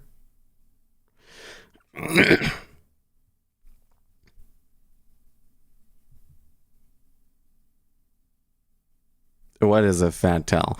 So what I'm suggesting is that, like, there will be a situation where your daily win-loss ratio, let's say that on average you make that $1,500 on NQ. That'd be pretty good if you were getting that, right? So an average day you'll make $1,500, but then you will have a day where you lose $10,000. Right? Like you have this day where a string of losses perhaps that is so extreme that it just wipes out all of your earlier wins. What is a fat tail, a nickname for an obese trader? Oh, stop loss. Well, it's not just stop loss. Like, because what you're probably thinking is, well, I'm going to go in here and I'm going to have this risk reward, and I'm always going to hold to my stop, and then it's going to work out in a certain way. And you would think that, well, yeah, because you just go and you take the randomness of it and everything. But just remember that you're going to have the win rate is what matters, right? In that point, like you hold a certain risk reward ratio, it's going to in a random market still break even. Like it just the percentages and the profit factor just kind of like even themselves out, unless you have a little bit of an edge, then that makes that percentage just high enough that you make money, right? But what will tend to happen with a strategy like that instead is like you'll just lose 20 times in a row and you'll have no clue why. It's just like, and it'll be really frustrating and confusing. At least that's what will tend to happen to me, right? So here in the E-mini, well, probably my problem here in the E-mini is that the E-mini just wants to go up and I want short, right? Okay. But there could be a situation where it's range bound and it just chops you up. It could be a situation where it's like it's a really strong trend day, but every time you try and get in line with the trend, it goes and stops you out first, right? Is just kind of weird. The thing is that you got to remember is that the market, it's a competitive place, and so in net, they're going to arbitrage out any inefficiency. Well, there are some inefficiencies that you can't just like arbitrage out, right? Like there might be an actual property about the markets that makes a certain thing happen all the time, right? For instance, the S and probably what happens to most NQ traders is that there's a range, like in the ES, they tend to move in moves of like 12 ticks. Like a rotation will be 12 ticks up, 12 ticks down, 13 ticks up, 12 ticks, something like that, right? But then you'll get that one day that makes up for it all. If they can't arbitrage it out over that, on the average, then instead what it's going to do is it's going to do it seasonally or over a long period. So you're going to get one day where it's really bad, or you'll get like it's really great one quarter and it's really terrible the next quarter. That's the way that most candlestick patterns tend to go.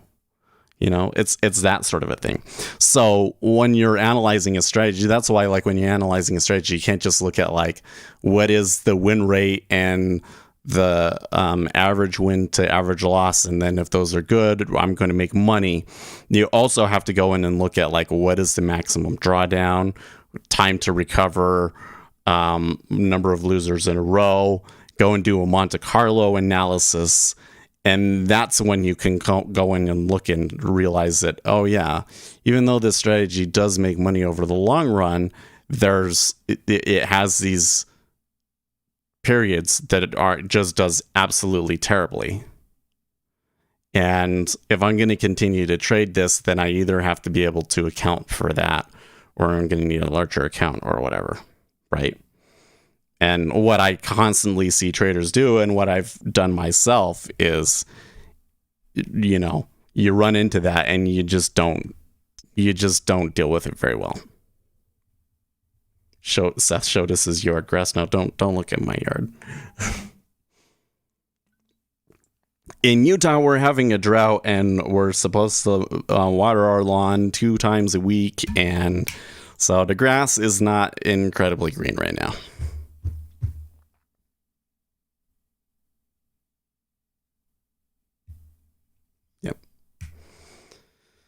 Monte Carlo simulation performs risk analysis by building models of possible results by substituting a range of values, a probability distribution, or any factor that has inherent uncertainty. Then it calculates results over and over, each time using a different set of random values from the probability functions. Exactly. They basically go back and do your trading strategy, but like change things up just a little bit to see, okay, if you add this amount of randomness in it, how does it affect your strategy? How do you feel about current ES action? I'm frustrated with it. So earlier in the day, I just didn't bother trading it. Then I tried shorting it based off of the 2 pieces of news that we had, but it didn't react very well to that news. And now we've kind of got this little bit of a trend up, but it's still like, I don't know. I mean, it was 5 points, but and then the order flow itself, it doesn't really seem to be telling me anything. Like it may appear at points to be telling us things. Like I've seen like some big absorptions at spots and so forth, but then there's no follow through to it. It just looks like noise to me.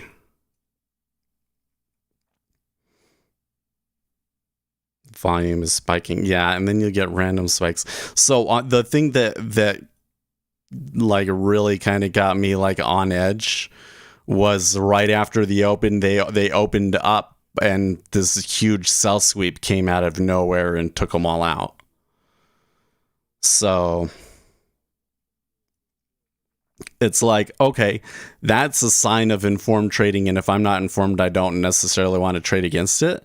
But then it keeps going, and is there actually something that confirms that that was informed trading? No, there's not. It's just random since then. So when you get that, then I have to start thinking maybe the market is doing things to lure people in. You know? You know what I'm saying?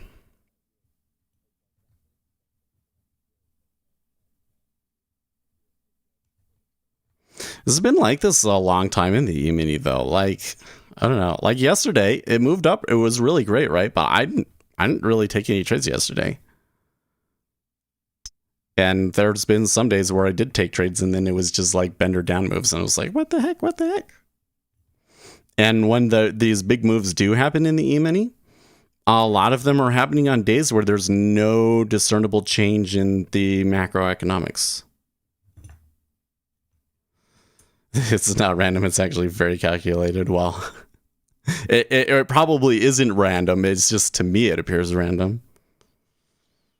Or I should say, I don't think that markets are random. I shouldn't never give anybody that impression, right? Lucas, yeah, losing what you would lose on 1 week in 1 minute, it happens. It totally happens, man. I'm just warning you. And I'm not exactly sure what the mechanism is that creates it, other than that I can say that the market arbitrages away inefficiencies. There are some inefficiencies that it simply cannot arbitrage away every day. And so instead it has to do it by chunking. It has to have really runs where it works really well and runs where it doesn't work very well instead.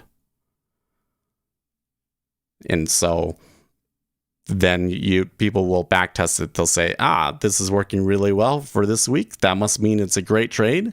And then the fall comes along, and you got all your money ready to go and trade it.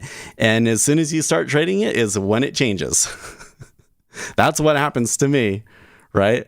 I'll go on Sim. I'll say, okay, if I can do X thing on Sim, then I'll move over to real money. Do it on Sim.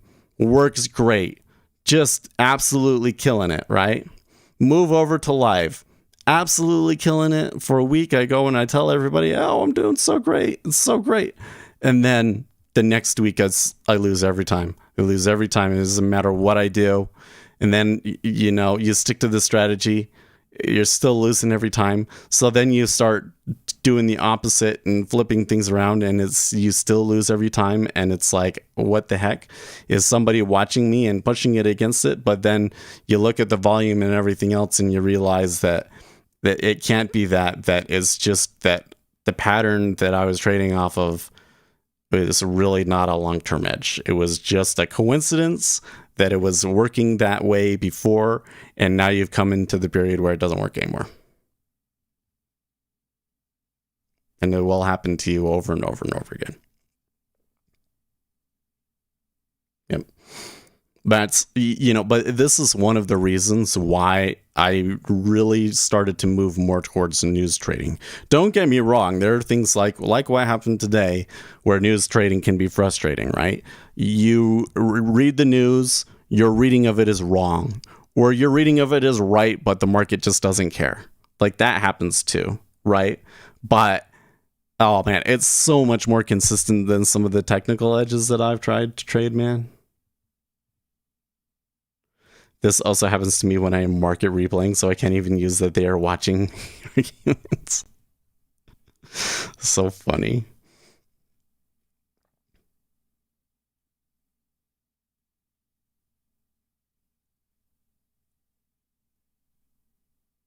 Why you loosened your strategy? What does that mean? I do think there may have been some strategies that I did that, like, I shared too much information and other people started trading them and it kind of disappeared. So like maybe I could go back and trade them again, but that's why I kind of stopped talking about what I was doing anyway.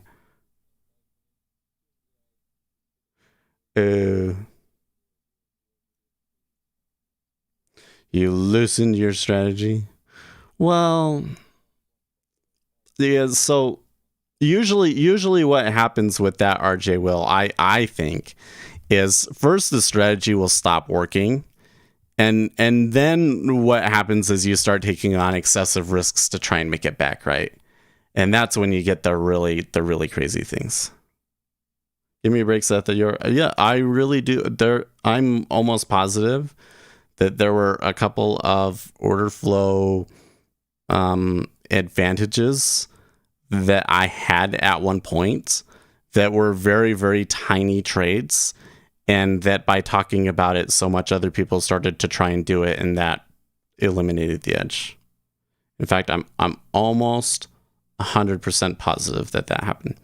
And I went back and I did calculations, and I found that in the market that I was trading and the volume that we had and the amount of movement that we had, that it was actually very likely that anybody else trying to trade that strategy could have potentially have affected it. And that goes back to, we're going to talk about this, and I'll show you in the video on Monday. I'm not going to go deep into the math of it and everything. I'm just going to show you the equations and everything. I've been arguing with myself about how to show it because it's just too much for a video, to be honest with you. It's not impossible. I can go in and we can look at the volume and the price movement, and we can calculate the optimum number of contracts to trade for to take advantage of a certain mispricing. And here's the thing, like that optimal number of contracts, if you took that optimal number of contracts, you end up being a really big portion of the volume, right? Which means that in all practicality, you can't trade as much as that optimum number. So if I come out and I see that like that optimum number is a few hundred contracts, then what does that say about whether or not that strategy is really tradable, right? Like the optimum number is few hundred contracts, market's not really moving, right? You and a couple of just two or three other guys all trading the same thing could be more than enough for it to not work anymore. Like it really does work that way if it's a slow market and everything, That's why I was like, oh, well, I always seem to do well when the market is going really fast. Well, why is that? Because the edges that I'm taking advantage of, like all of the people trading the news, they can't be bothered to deal with that stuff, right? And certainly it's not going to matter whether or not somebody is following my trade or whatnot, right? So that's where I started to think, I started to take the approach of, I should assume that somebody is also trading it. And I should assume that somebody is going to trade against it and try and make it fail. And I should be trading in a way in which people trying to follow me or people trying to trade against me will just lose, because the edge is so strong that it doesn't matter how big they are, because the market's going to move in a certain direction because there's something forcing it to do so, right? Whereas when you do most technical analysis, it's kind of like, well, in this certain situation, the S&P is likely to move 4 ticks. It gets really slow. That doesn't work, You say it's diluted, but I can show it to you with math, right? It's you take so you do the P of F, which is the price that you want to go to, minus the P of 0. So this is the price that you're going to get, over 2 times Kyle's lambda. And then Kyle's lambda is equal to, I believe, the overall the overall presence of information in the market, which is basically a fancy way of saying how much is the instrument moving at that time, over 2 times the sigma. So this is how much the volume changes. So you think about these as random stochastic variables with a standard deviation of this. So I will use volume and the standard deviation of price movement to calculate all those things out. And if I come in and I say that this is 8 ticks, for instance, right, then there are times in the market where this is going to come out to anywhere from 400 to 2,000 contracts. Okay. And then I can come back in here and I can look at this thing right here and I can say, okay, if I only want to be in for 5 minutes, are we trading 2,000 contracts? No, we're not. Then it's not going to work. You say that like no one in Chicago or New York cares, but the thing is when you really understand this model, nobody has to care. Like, do you see it's just going to do it. It's going to seem random. Nobody's going to be thinking about it. The probability is just that it's going to do it because you're looking for something that is further away than the market has the ability to move it. Right? So the chances are that even a few people trading it, it's just like it's arbitraged out. There's not enough volume. You're not going to get your trade. So there's some situations where you can go and do the calculations and it's just not worth trading.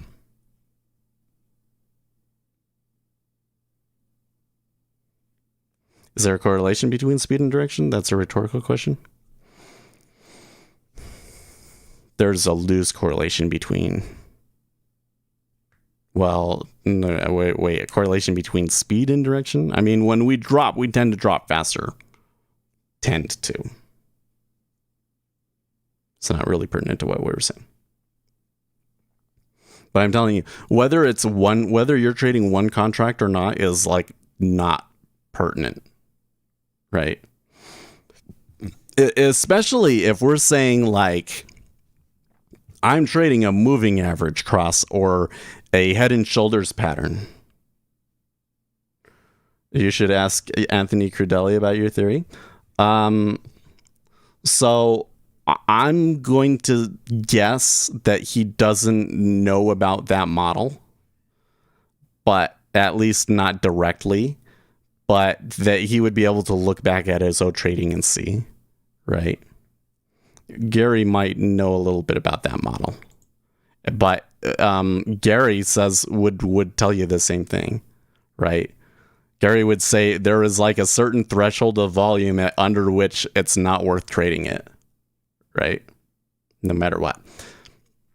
But the fact that you are a one lot trader is not pertinent in that instance, especially if you're trading like a moving average or a chart pattern, or even if it's some sort of level 2 order flow signal, because you're probably not the only person seeing it and trading it, right? So then it comes into this issue of like, you know, like, does all of the people trading the thing make the thing happen? Well, yes and no, because there's a limit, right? Like, if we all know that there's something that's going to happen that's going to move the market up 8 ticks, then we're all going to trade it and move the market up 8 ticks. But then, like, at that point, it's arbitraged away, and anybody else getting in on it is going to lose money because now they're introducing an inefficiency the other direction, right? So then you would have to get in on it as fast as you can before the inefficiency disappears. So then you would want to get in before the moving average cross happens, right? Or before the chart pattern or the candlestick pattern that you want to have happens, right? So how do you do that? And then it turns into, by the time you see it in the chart and your brain recognizes that pattern and does something, it's already taken out of the market. And so I'm sitting over here looking for a certain thing, and it's this super tiny, like 4 ticks in the treasuries sort of a move. Yeah, the chances that that it's been arbitraged out of the markets during like low volume periods, that's actually, based on the math, very likely. And so it is like the market is coming for your trade because like too many people traded it. But at the same time, that doesn't mean that somebody in New York has to be looking at your order and like specifically going for you, right? The nature of the market and the way that the math works out and everything is that the market will just go for you on its own anyways because of how the math works out.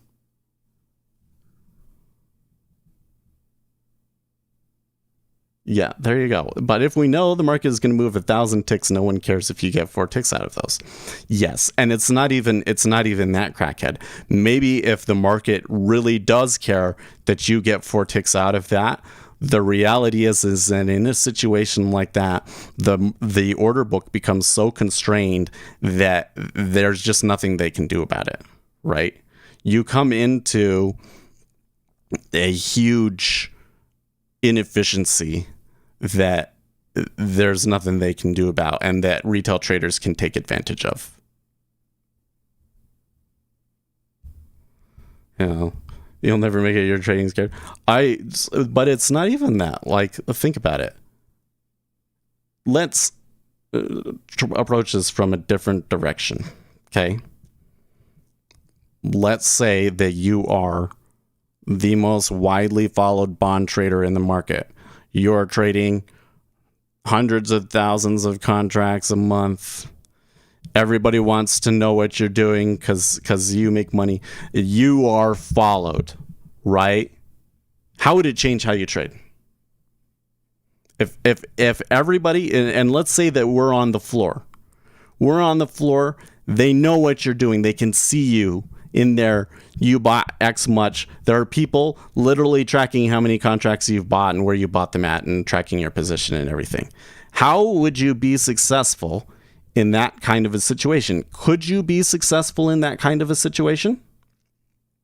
Yes, actually you can.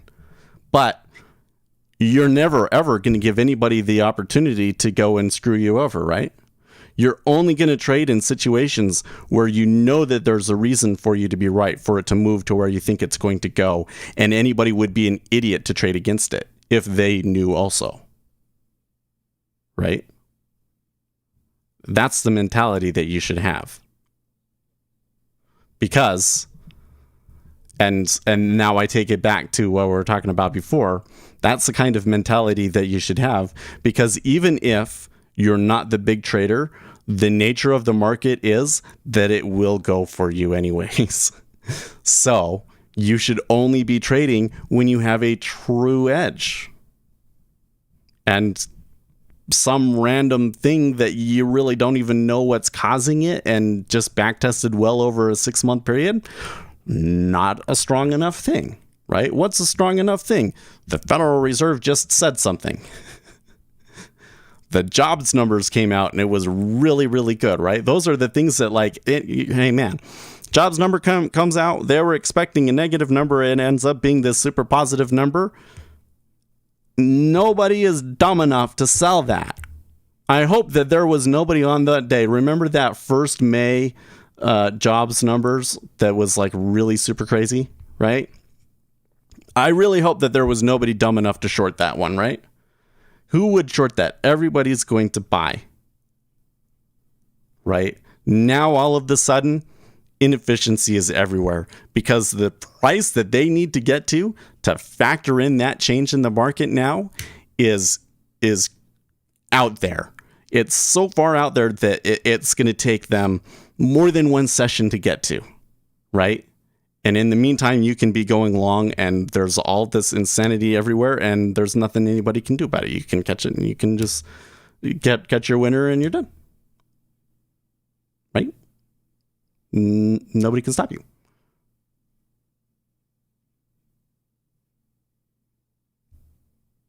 To be honest, big guys are fighting for good execution solely, not edge or directional play, really. Well, we should be very careful about saying big guys in that case, Kyle. So depends on who we're talking about, right?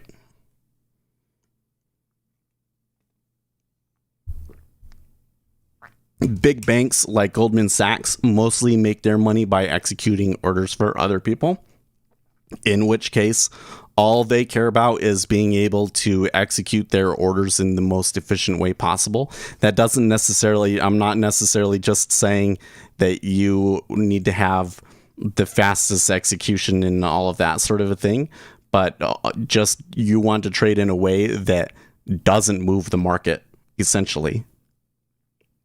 It doesn't move the market so that you're not moving it against, you're not creating this momentum that increases your cost basis, essentially, right?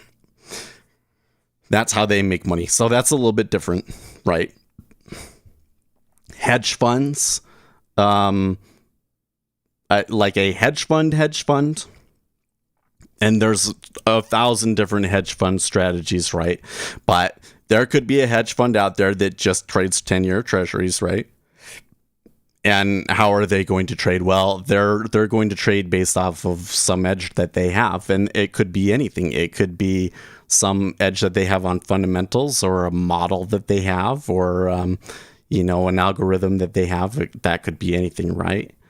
And then there's like the high frequency traders, right? The high frequency traders are really the ones that are like, they're really just trying for good execution, and their whole strategy is get the front spot in the queue and pull when there's possibility of informed trading against you to manage. And that's basically how they manage the risk of this risk strategy of providing liquidity, right?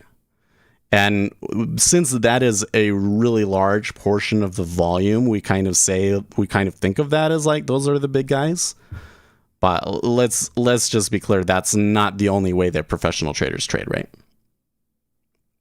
It is one way that professional traders trade that we can't really take advantage of, unfortunately.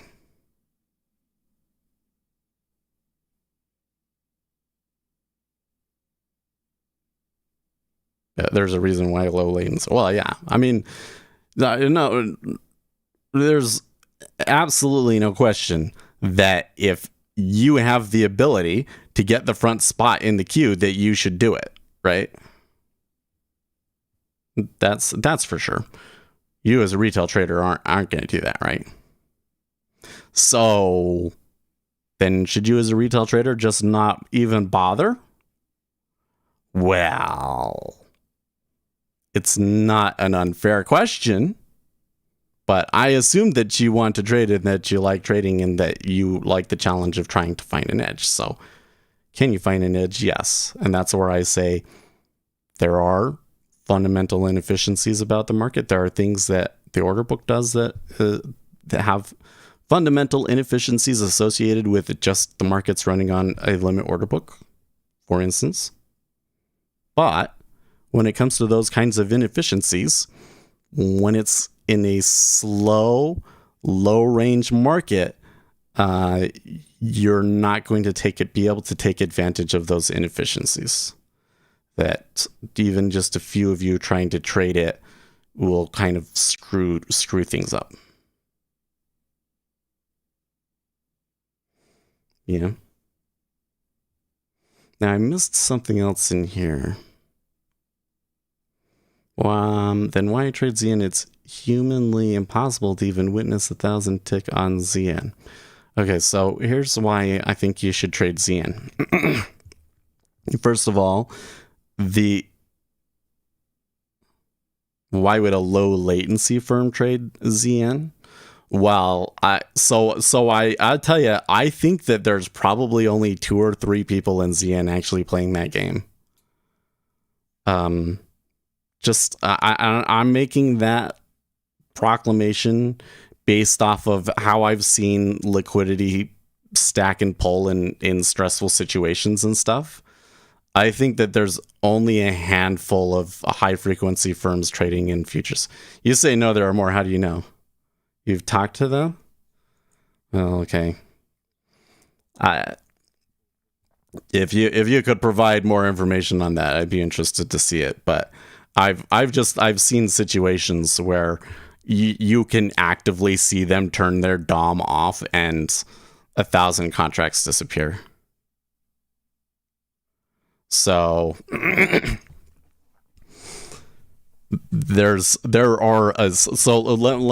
rephrase that. There are a handful of people. There are like 2 or 3 firms, and they might be banks, that are providing the vast majority of the liquidity in the futures markets. And by the way, I will add that when we talk about high frequency trading, it is much more a thing in stocks than it is in futures, actually. So there are a lot of these things that, especially when we're talking about, you get the good spot in the queue and you want to be ahead of everybody in terms of trading the momentum, but then you want to pull if there's too many orders coming in against you, and how do you calculate that, and what do you move your price to, and all that sort of thing. That is way much more a thing in stocks than it is futures. There are a large number of high frequency traders that used to be in the market that left in the futures trading because they weren't really making money from it. Like, what they made from the spread didn't make up for what they lost on high risk moves, essentially. So Kyle says, so the Kyle model only serves to then calculate if the spread is even profitable considering the amount they have to hedge. So no. So that's how I'm using it. Okay. So it's kind of an interesting exercise. So what the purpose of the Kyle model is really for a high frequency trading. So the purpose of the Kyle model is, how much volume do I need to see going in a certain direction for me to be concerned about it, essentially? Like, for me to say, I should start canceling my orders and not take fills, right? That's really what the Kyle model comes down to. That's really what they're trying to look at. Is they're trying to see if there's informed trading against them, essentially, right? Now, I think that was his objective, right? But you can play the other side of it, because in his model, he's basically making the assumption that there's this one person out there that knows a piece of information. They know where it's going to go to, and they might even know the time frame in which that thing is going to happen, and all of this sort of information, right? And then what is the optimal number of contracts to trade? Now in that instance, it's a very academic exercise. Understand, okay? If you traded that optimal number of contracts that the Kyle model suggests, you would have an impact on the market. There probably wouldn't be enough liquidity at individual prices for you to do it. So you're probably only going to be able to trade like a fraction of that. Okay. But if you are the informed trader, then you can use it in that way, right? And so then that's where it comes into that firms like Goldman Sachs, they use models of that nature to kind of figure out, okay, if the client wants us to buy X number of contracts, how far is that likely to move the market, right? And how do I have to split things up and everything so that I can effectively execute that order within a given time frame or whatever it is, right? Okay. And I'm taking it a step further, and I'm coming in and I'm saying, okay, I'm going to take the role of the informed trader. I think I have a signal that is going to move it up 8 ticks. Okay. But what if I'm already seeing volume that is close to like that optimal value, right? Or the volume is less than that optimal, how much volume do I actually really need to have in order for it to be worth it to me to take that trade, right? Because the whole thing about the Kyle model is that they're basically saying the informed trader, may not want to reveal that information to the market, because by trading it, it will reveal it to the market. How much money do you have to make from trading it in order to make it worth revealing to the market, right? So if markets are not moving very much, or there's not a lot of volume, then it becomes not worth trading, right? And then we can start to get into the next thing about it, which is like, at which point is the number of contracts trying to trade that particular inefficiency more than the optimal number of contracts, and therefore introducing an inefficiency the other way. Got me so far? So I can come in and I can look at the Kyle model, and the Kyle model says it's only a few hundred contracts. Can retail traders produce a few hundred contracts? Yes, they can. Especially if it's like a moving average crossover and there's like thousands of retail traders trying to trade something like that. Boom. Yeah, absolutely can happen. And then you have to realize that, and realistically, even a fraction of that is probably enough for you to be concerned. So yes, contrary to popular belief, there are situations where even a few of you trading a few dozen contracts could influence the profitability of a particular signal in very slow markets. Yes. What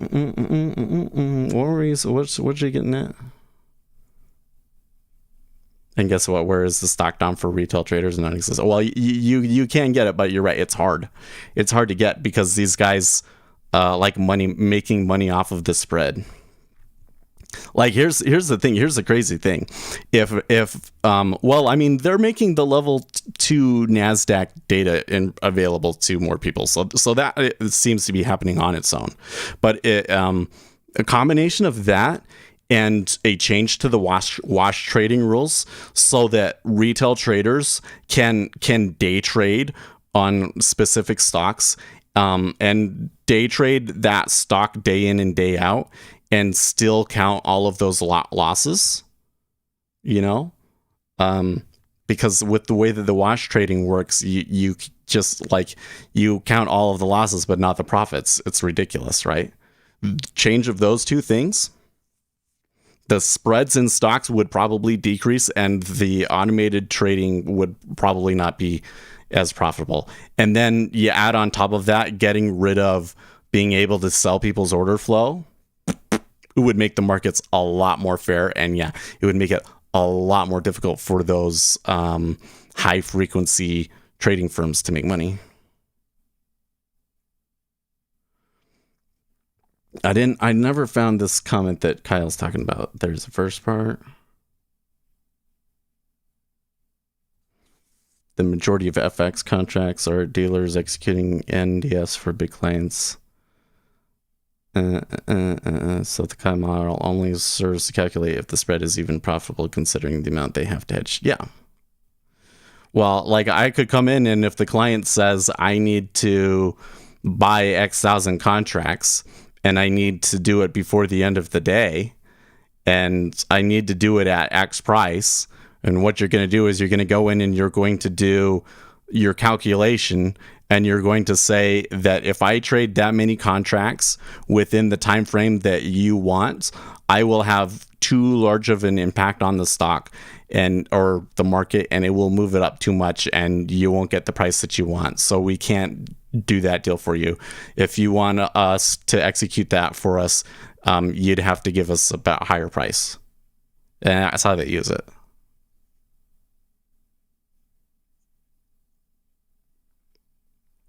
I mean, you missed.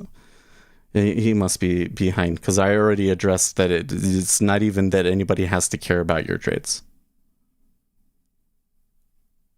SEC is on our side, exchanges are against us. I don't know if that's the case or not, but I do some things that I do see. I do kind of wonder, right? Yeah, because they will charge a spread. Exactly. I mean, like that's just the Kyle model. What you're getting into then is that like there's all of these extensions of it, and then once they had that kind of figured out, then they started to do, you know, way more complicated things like the Santa Fe model and what you got with Omgren Chris and some of these things, where, you know, you started doing this stuff and it would tell you exactly the price that you should be bidding and offering based off of what's going on.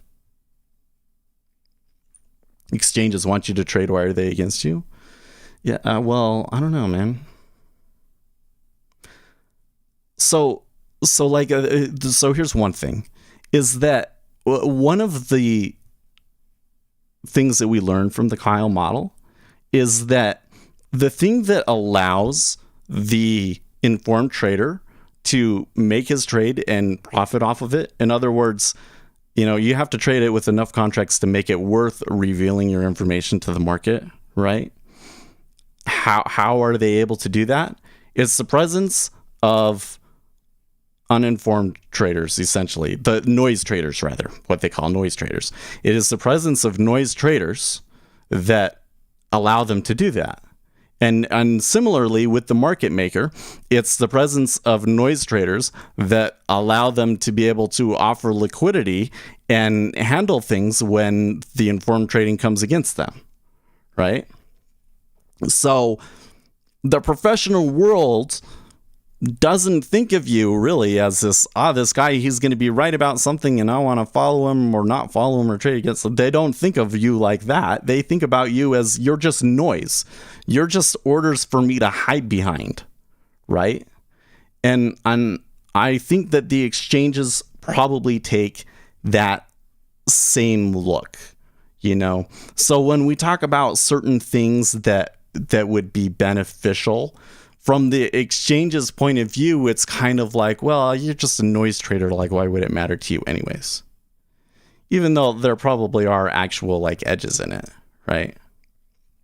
So a good example, the one that perplexes me in the CME is why aren't all orders exchange timestamped? I don't get that.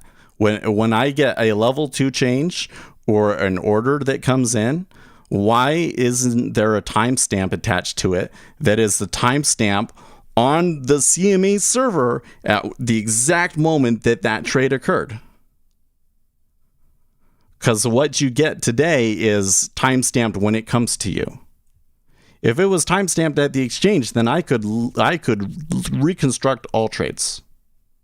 And I would literally know what all icebergs are, what the cumulative delta is, how many longs, how many shorts, that sort of thing, right?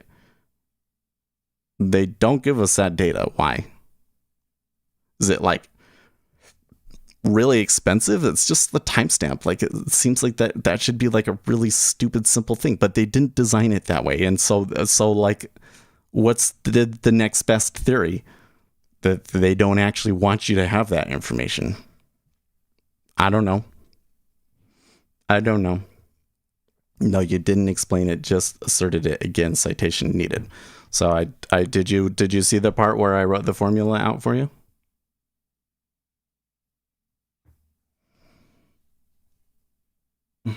Let me pull this out and make sure that I drew it correctly.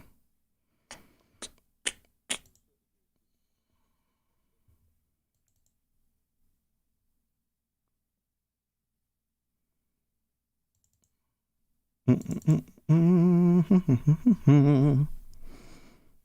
this over here. Oh, it's time for me to get going.